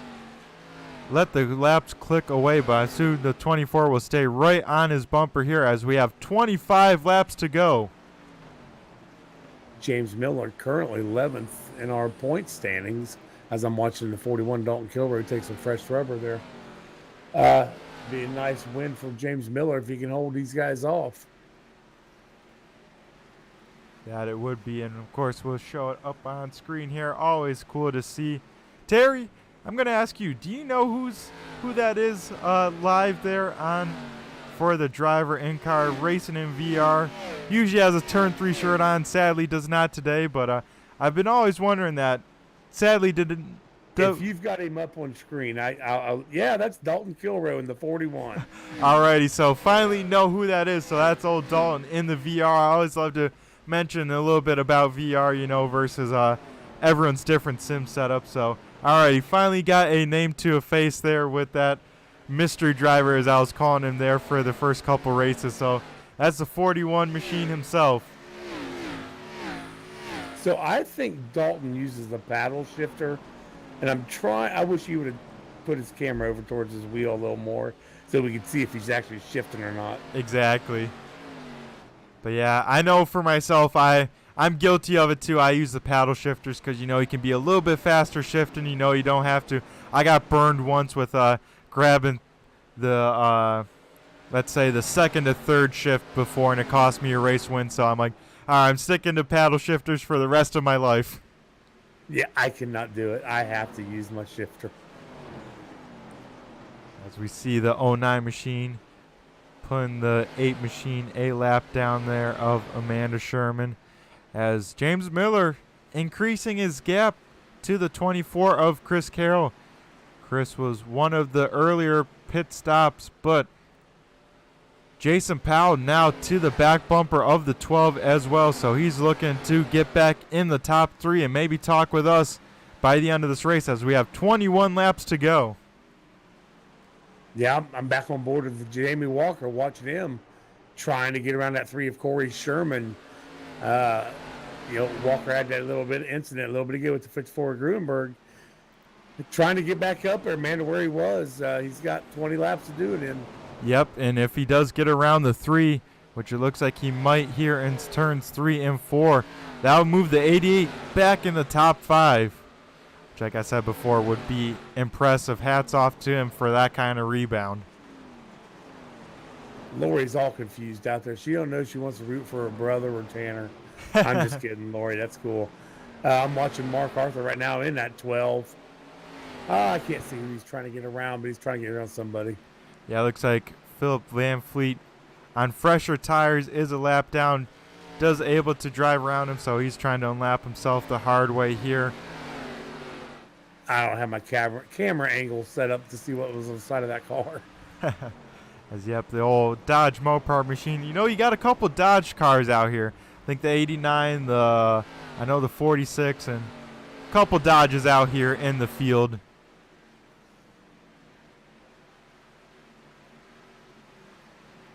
Whoa, I'm still watching the 4 Tanner Moore right now. The 5 car, Corey Rutherford, almost got Arca brake checked right there by Tanner Moore in that 4. Oh, man. But with that pass, that moves the 4 machine into the top 10. So Tanner Martin now inside the top 10 here with 18 laps to go at New Hampshire. We look a little bit further back in side-by-side battle with the 02 and the 31. This is the battle for 13th on track as they are door-to-door coming out the corner here. And they're side-by-side behind them as well. Kind of looking through the field there. The 44 Aaron Bacher being the first car a lap down. You know what he's wanting right now, right? Oh, yeah. He's wanted to see that yellow flag, get that lap back, and have a fighting chance with that pick call strategy that put him on the race lead on that yellow flag. As Race Clark, I think, got in the wall down the front stretch, losing quite a few spots. Dalton Kilroy also in this battle here, trying to get as many spots as he can with those fresh tires. Rick Thompson now working on his 70 in that 76, working on that 3 car, looking underneath of him, trying to get around him there. So that's some blinking out of Jason Powell there. Yeah, that would be a heartbreak to lose connection this late in the race. You know, you put all this time into this race, all this effort, and to have it taken away with a technical problem would be heartbreaking for any driver out here. As yeah, we do got a battle for 6th position. You know, we saw Jason actually lead earlier, and man, he was just putting so much distance in between these cars when he was running that lead. Yeah, I know that 88 is also hoping for a yellow. You know, he won't have quite enough time to reel in these cars. He's at least closing the gap, but definitely not enough time to get inside the top 3 to talk to us after the race. So that 88 hoping for a yellow here, but as we see Dalton Kilroy now working on the 17 of Brian Dees. I think both of these cars pitted. They pitted 2 laps apart, but 2 of the latest pitters out in this field, so they have some of the freshest tires, trying to take advantage of those fresh tires, trying to drive through this field as quickly as possible.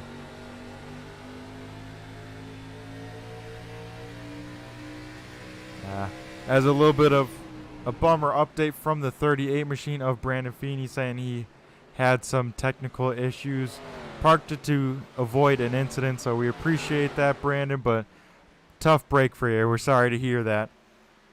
Hey, Brandon, and as an admin, bud, you don't ever have to pull that car off the track if you don't want to for that. If you want to stay low, just to stay safe, get your points, buddy, you're more than welcome to do that. You don't ever have to disconnect and get out.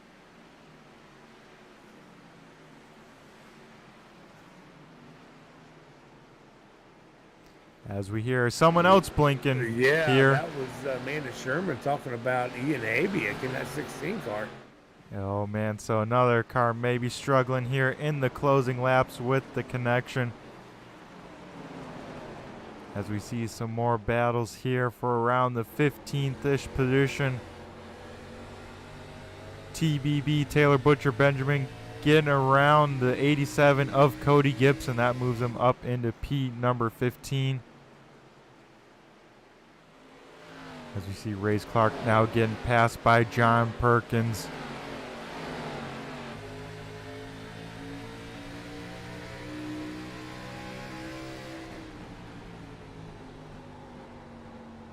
As Mark Arthur, go ahead. I was going to say a little bit of smoke down the front stretch. I think that was maybe from the 1 car. But able to keep everything under, keep it underneath him and keeping it going the right way. What were you trying to say, Terry? I'm sitting there watching a 24, Chris Carroll, and a 12 of Mark Arthur. I don't know if Chris is trying to hold him off. Did he hold up in that second spot, or what he's doing, but he's doing a hell of a job doing it. Yeah, They come up on lap traffic now. Yeah, as these guys have caught the race leader just a little bit, James Miller there, the 24 of Chris Carroll, within half a second here. As last time by, we saw the flagman, 2 open palms, 10 laps to go. We're inside a single digits laps to go as we get 9 laps to go. So this race lead, for sure, the top 3 might be heating up late in this race. Uh-oh, Brett, you see chat? Who's out there? Uh-oh, the man himself. The man, the myth, the legend himself. That's right. Roger Muth, glad you're here, buddy.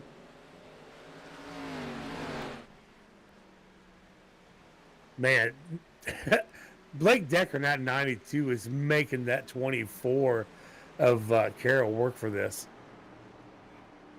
Yeah, he is. He is definitely making these guys work for this pass here, not making it easy, and that's opening up the door for Mark Arthur. He is right on the back bumper of the 24, and this is what James Miller wants to see. He wants to see these guys battling hard here, and now he really wants to see Mark Arthur and Chris Carroll start battling so he can drive away and not have to worry about any pressure here in these last 7 laps. Yeah, and that little bit, them guys messing with the 92 also helped just a little bit of Jason Powell. He started getting up there a little closer to Mark Arthur, and now he's messing around with the lap car of the 92 there, Blake Decker. Yeah, and the 88 of Jamie Walker, you know, he's now within 10 car lengths of the 18, so he is coming, sadly, not enough laps here, but he is driving his heart out, that is for sure. Hey, buddy, you're more welcome to check in anytime you want.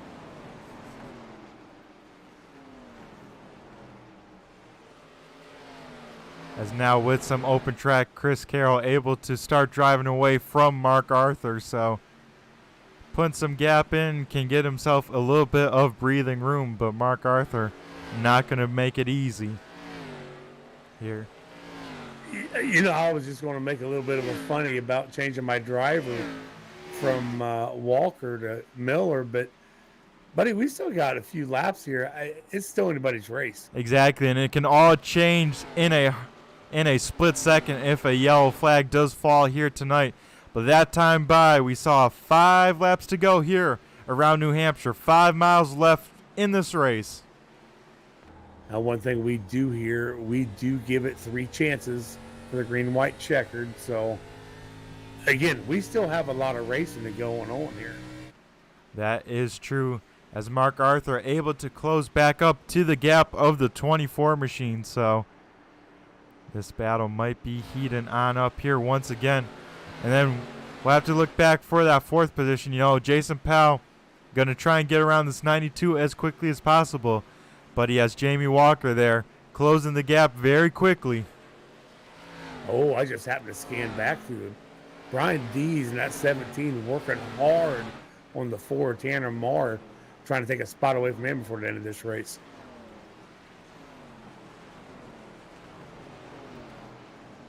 As the 18 and the 88 get by the 92 there very quickly, so the top 5 now with no sort of lap traffic. Maybe James Miller. He probably won't hit Rutherford in time, but that might be the only one, as Mark Arthur now all over the back bumper of the 24.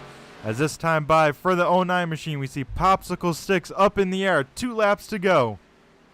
The 09 machine just praying he sees that white flag, you know. He's just trying to see that, make sure this race goes official. Doesn't have to worry about a yellow flag, so he's driving his heart out this lap, just trying to see that white flag.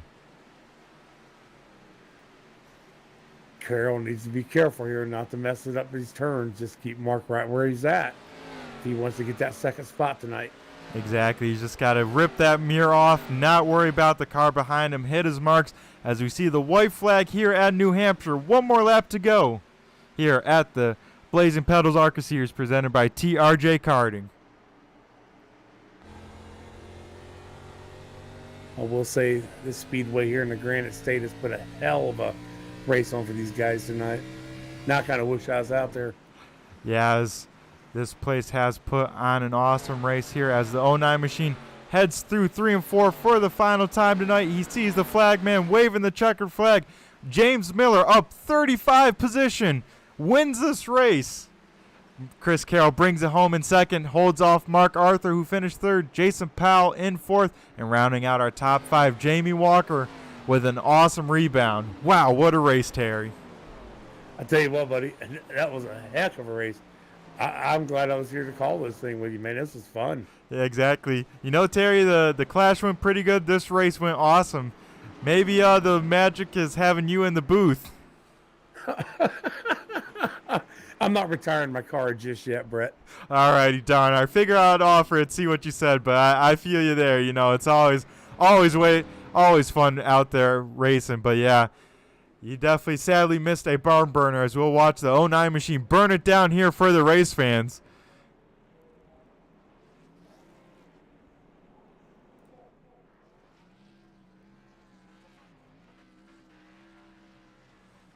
Has some heck of some burnouts from that '09 machine. He knows how to burn them on down for the race fans. That was pretty impressive. And to keep it off the back bumper of the 12 machine as he lays down some awesome rubber. Going down this front stretch here, we'll jump to commercial break here quickly, and then on the other side, we'll talk to our top three.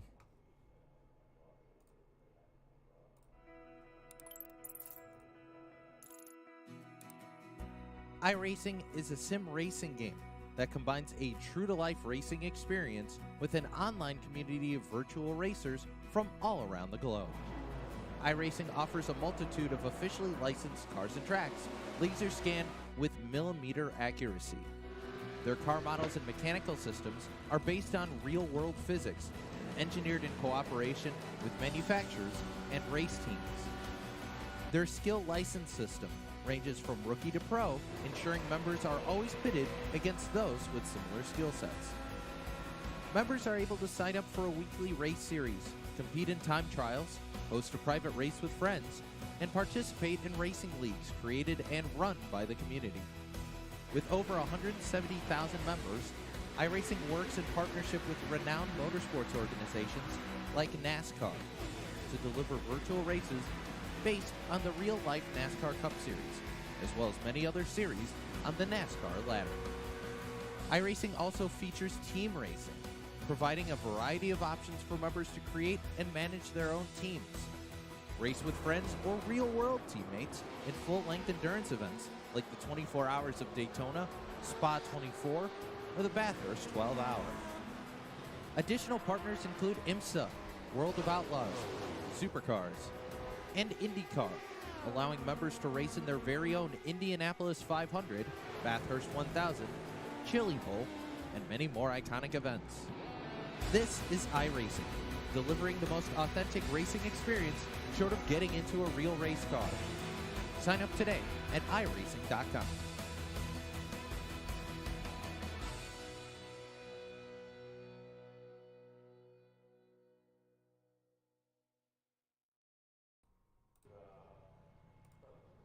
Alrighty, folks, we are back here at New Hampshire. We'll dial up our third place finisher. That would be the 12 of Mark Arthur. Mark, do you got a copy? It's Brett the Jet in the booth as well as Terry Foster. Yeah, I got you, Brett. Hey, buddy. Nobody brake check you tonight. It was because you wasn't on the track. Yeah, I know, man.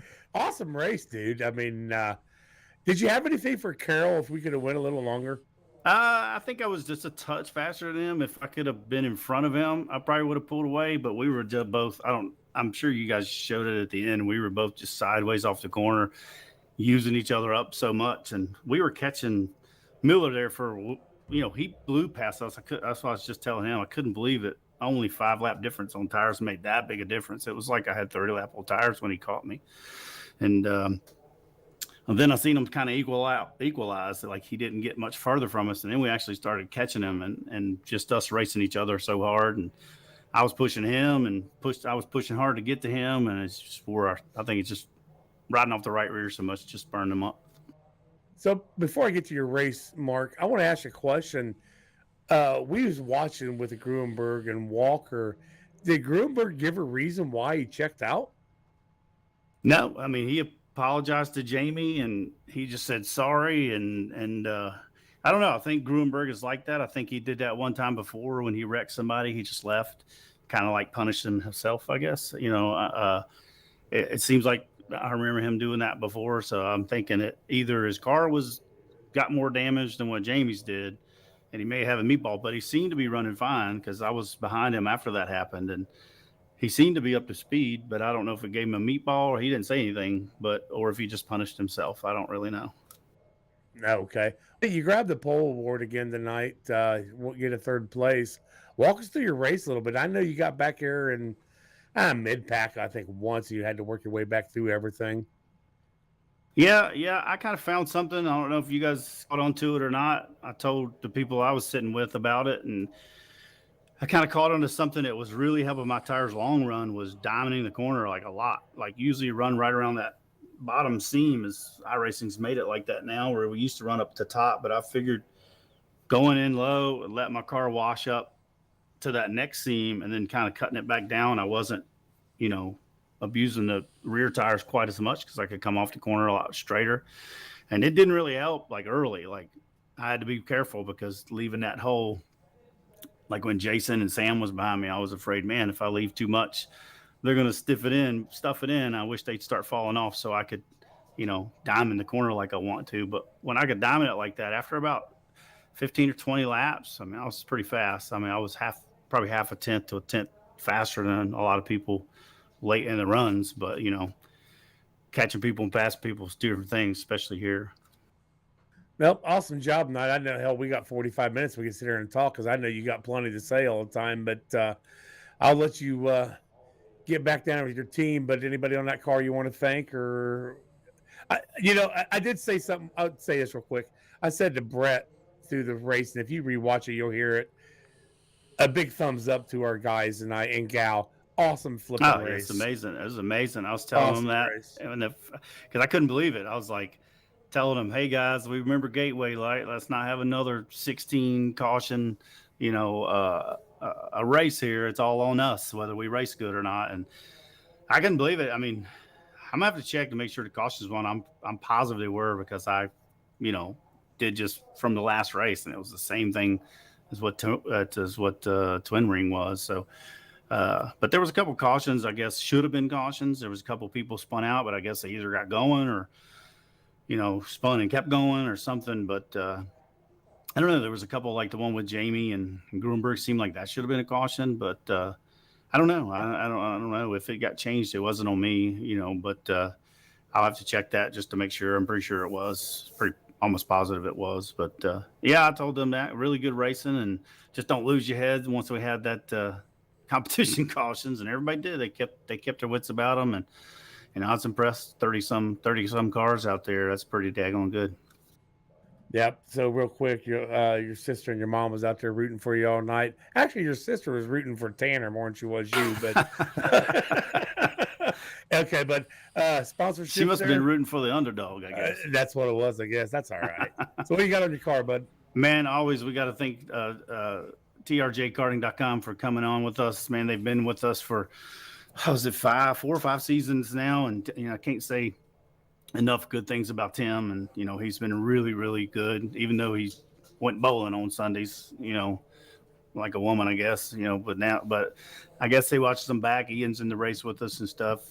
Thank Butt Kicker for coming on. We got to get some Butt Kicker races going on, before the end of the season. We'll do some spin wheels for that. Brett, we'll have you spin a wheel for that too, because we don't just give them to winners. And, thank Michael Falk Racing Designs. He paints all my cars and can't say enough about him. Great guy. If anybody wants paint schemes, he's an amazing guy to work with. Does amazing work. And who else? Savage Edge Graphics. They'll put your name on anything, But I think that's about it, right? Yeah. Oh, and Corey. Good. I don't know the name of Corey's company, but he puts up a practice race for us every Sunday. So I appreciate him doing that too. But you guys in the booth, sorry you stepped out of the car, Terry. But I know 2 broadcasters. It's a lot easier to fill the space with 2 than it is 1. So you probably helped Brett out a lot tonight. But thank you guys, Turn 3, for always putting these on and showing up. I heard you had a little problem tonight, Brett. But I'm glad you made it.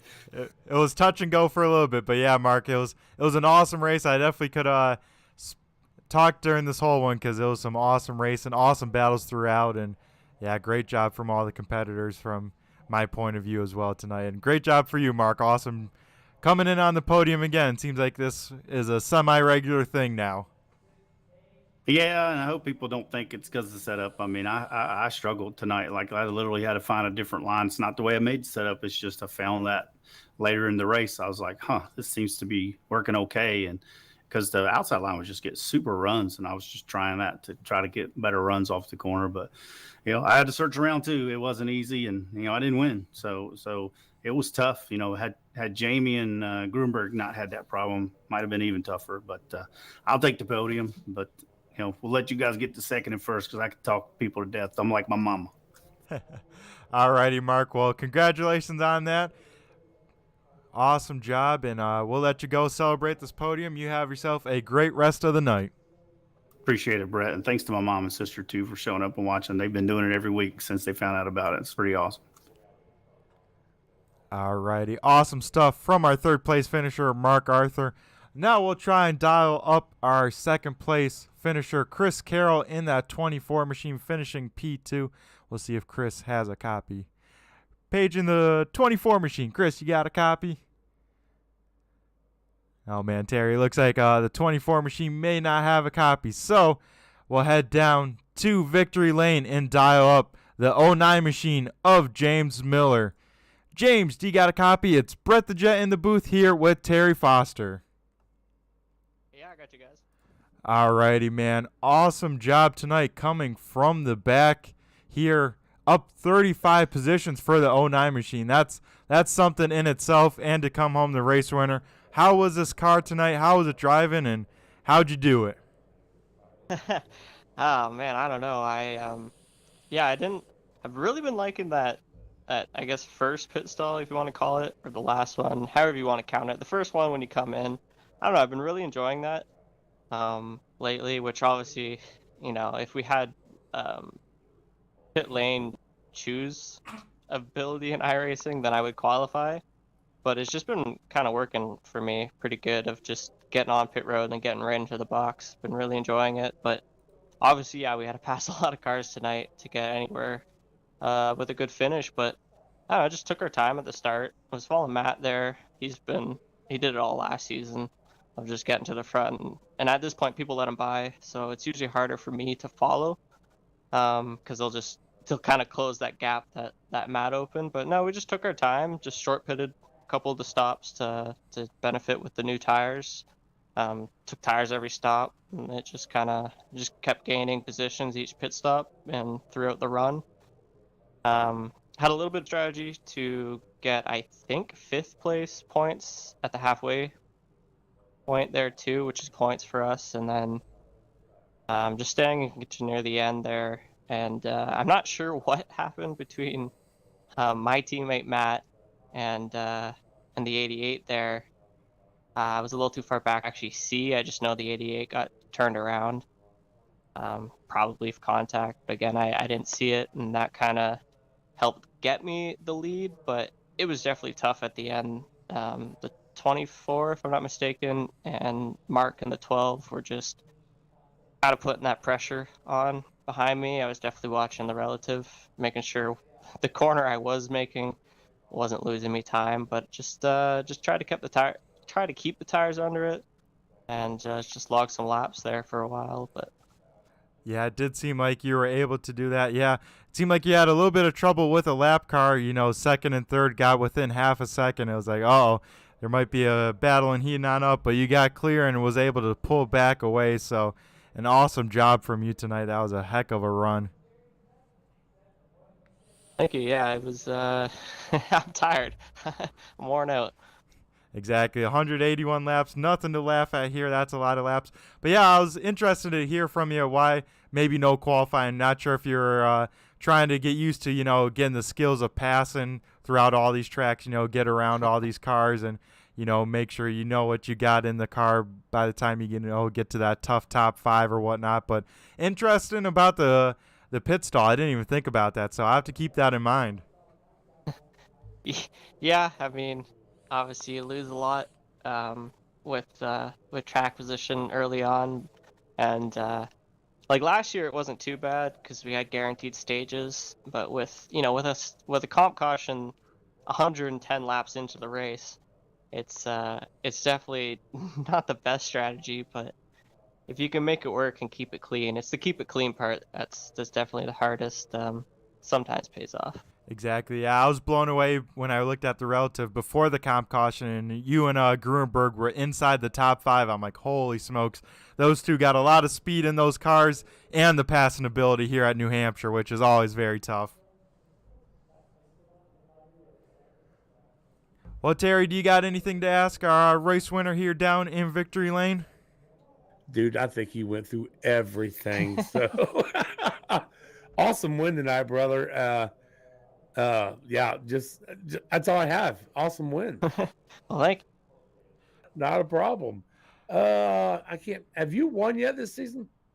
no, not this season. This is the first Yep. of the year. Yeah, he makes it I 5 don't- for I don't 5. Yes, sir. I mean, this is awesome what we're having right here. 5 for 5, different winners. I'm glad for this. See this. But James, man, congratulations, brother. Thank you. Yeah, just I got all the Team AV guys for this. Shout out to Jeff Fisher and Matt Hack. They unfortunately couldn't be here, but they got new houses. So I mean, what are you gonna do? They're in the process of moving, so that's huge for them. But can't wait to have them back. Yeah, you got any sponsors on that car you want to thank? Go right ahead. I guess I'm a bit superstitious about my paints, and just threw this Motul paint together kind of before the race, and I think I'm gonna have to run it at the short track. Seems to be pretty good luck. So you'll probably see this one. 2 weeks from now, whenever Martinsville is, I'll probably run it again because I'm a bit superstitious about my paints. All righty, James. Well, awesome job here tonight from this 09 team. Going to let you celebrate it down in Victory Lane. We'll let you go. But once again, huge congratulations. Awesome to see, especially up 35 position. That is pretty impressive. We'll definitely be keeping you on the radar, especially at these short tracks. So, James, you have yourself a great rest of your night. Thank you, you guys too. All righty, Terry. Well, we wrapped it up there. What a race. That was awesome to watch. Hopefully all the fans enjoyed it, and hopefully you did as well. Yeah, but I really enjoyed watching this race and calling it with you and giving some insight of our league. You know, that's what I'd like to try to do sometimes. Sometimes I don't get it right. I will hear about it. I guarantee it. But awesome job out of the Blazing Pedals drivers tonight. Like Mark said, man, we can't be more proud than what we had tonight. 181 laps, green flag laps, basically.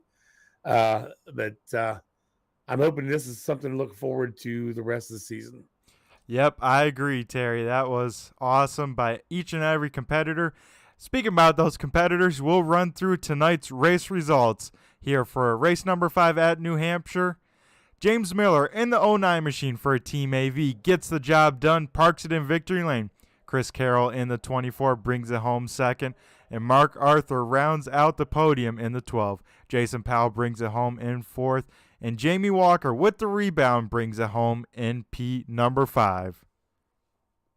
I cannot pull mine up for some reason. I got out of my racing. All righty, no problem. We'll keep on rolling through. Rick Thompson in the 76 brings it home in 6th. 7th goes to Sam Bumgarner in the 57. Corey Sherman brings it home 8th. Dalton Kilroe 9th. And Josh Sexton brings it home P number 10. 11th goes to Tanner Marr. 12th is Brian Dees. Taylor Butcher Benjamin in the 10 brings it home 13th. 14th goes to John Perkins. 15th is Corey Rutherford. 16th is Jason Raymond. 17th is Cody Gibson. And Race Clark parks it in P number 18. 19th will go to Nick Akie. There you go. Got it right this time. And Jordan McAvoy brings it home in 20th. 21st is Aaron Backover. 22nd is Paul Ellison. 23rd, Brad Collins. 24th, Josh Rutherford. Phil Van Fleet brings it home 25th. 26th is Amanda Sherman. 27th is Joe Alberico. Chris Lagoo, 28th. 29th goes to Casey Campbell. 30th is Blake Decker. Ian Habiak is in 31st. 32nd, Ty Marasco. Fred Thompson in 33rd, 34th. Brandon Feeney, Matt Gruenberg finishes in 35th. And Randy McAvoy out early finishes in 36th. So I said it before, Terry. I'll say it again. Awesome job by each and every one competitors. That was an awesome race to watch. Excited for it next week here. Once again, Terry, thanks again for jumping in the booth. Love the insight, especially the league stuff. Always some great stuff from you. Oh, thank you, man. I think next few weeks I may be in that car. I like Kansas. I'm definitely gonna get in that car. I don't mind New Hampshire. I thought I'd get it here tonight, give us a little bit of insight of the league, and help you out a little bit, man. All righty, Terry. Well, thanks again. Maybe I'll dial you up for some in-car, maybe ask for some pointers if we get some yellow flags. But Okay, I don't care. Pull me in anytime, buddy. all righty. But we, of course, got to thank each and every viewer out there. Thanks again for everyone jumping on in. Got to give a huge shout-out to the YouTube Chatlands. It was blowing up tonight. That made it awesome to also commentate here tonight. So keep it on up, race fans, because it was awesome talking to each and everyone. Be sure to let us know who you're cheering for, what you're thinking, all that fun stuff if you got any sort of questions. Also got to give a shout out to all the sponsors that make this happen. Of course, the big one, TRJ Karting. Be sure to check them out at trjkarting.com for all your racing needs. If you need a paint scheme, be sure to check out MF Racing Designs.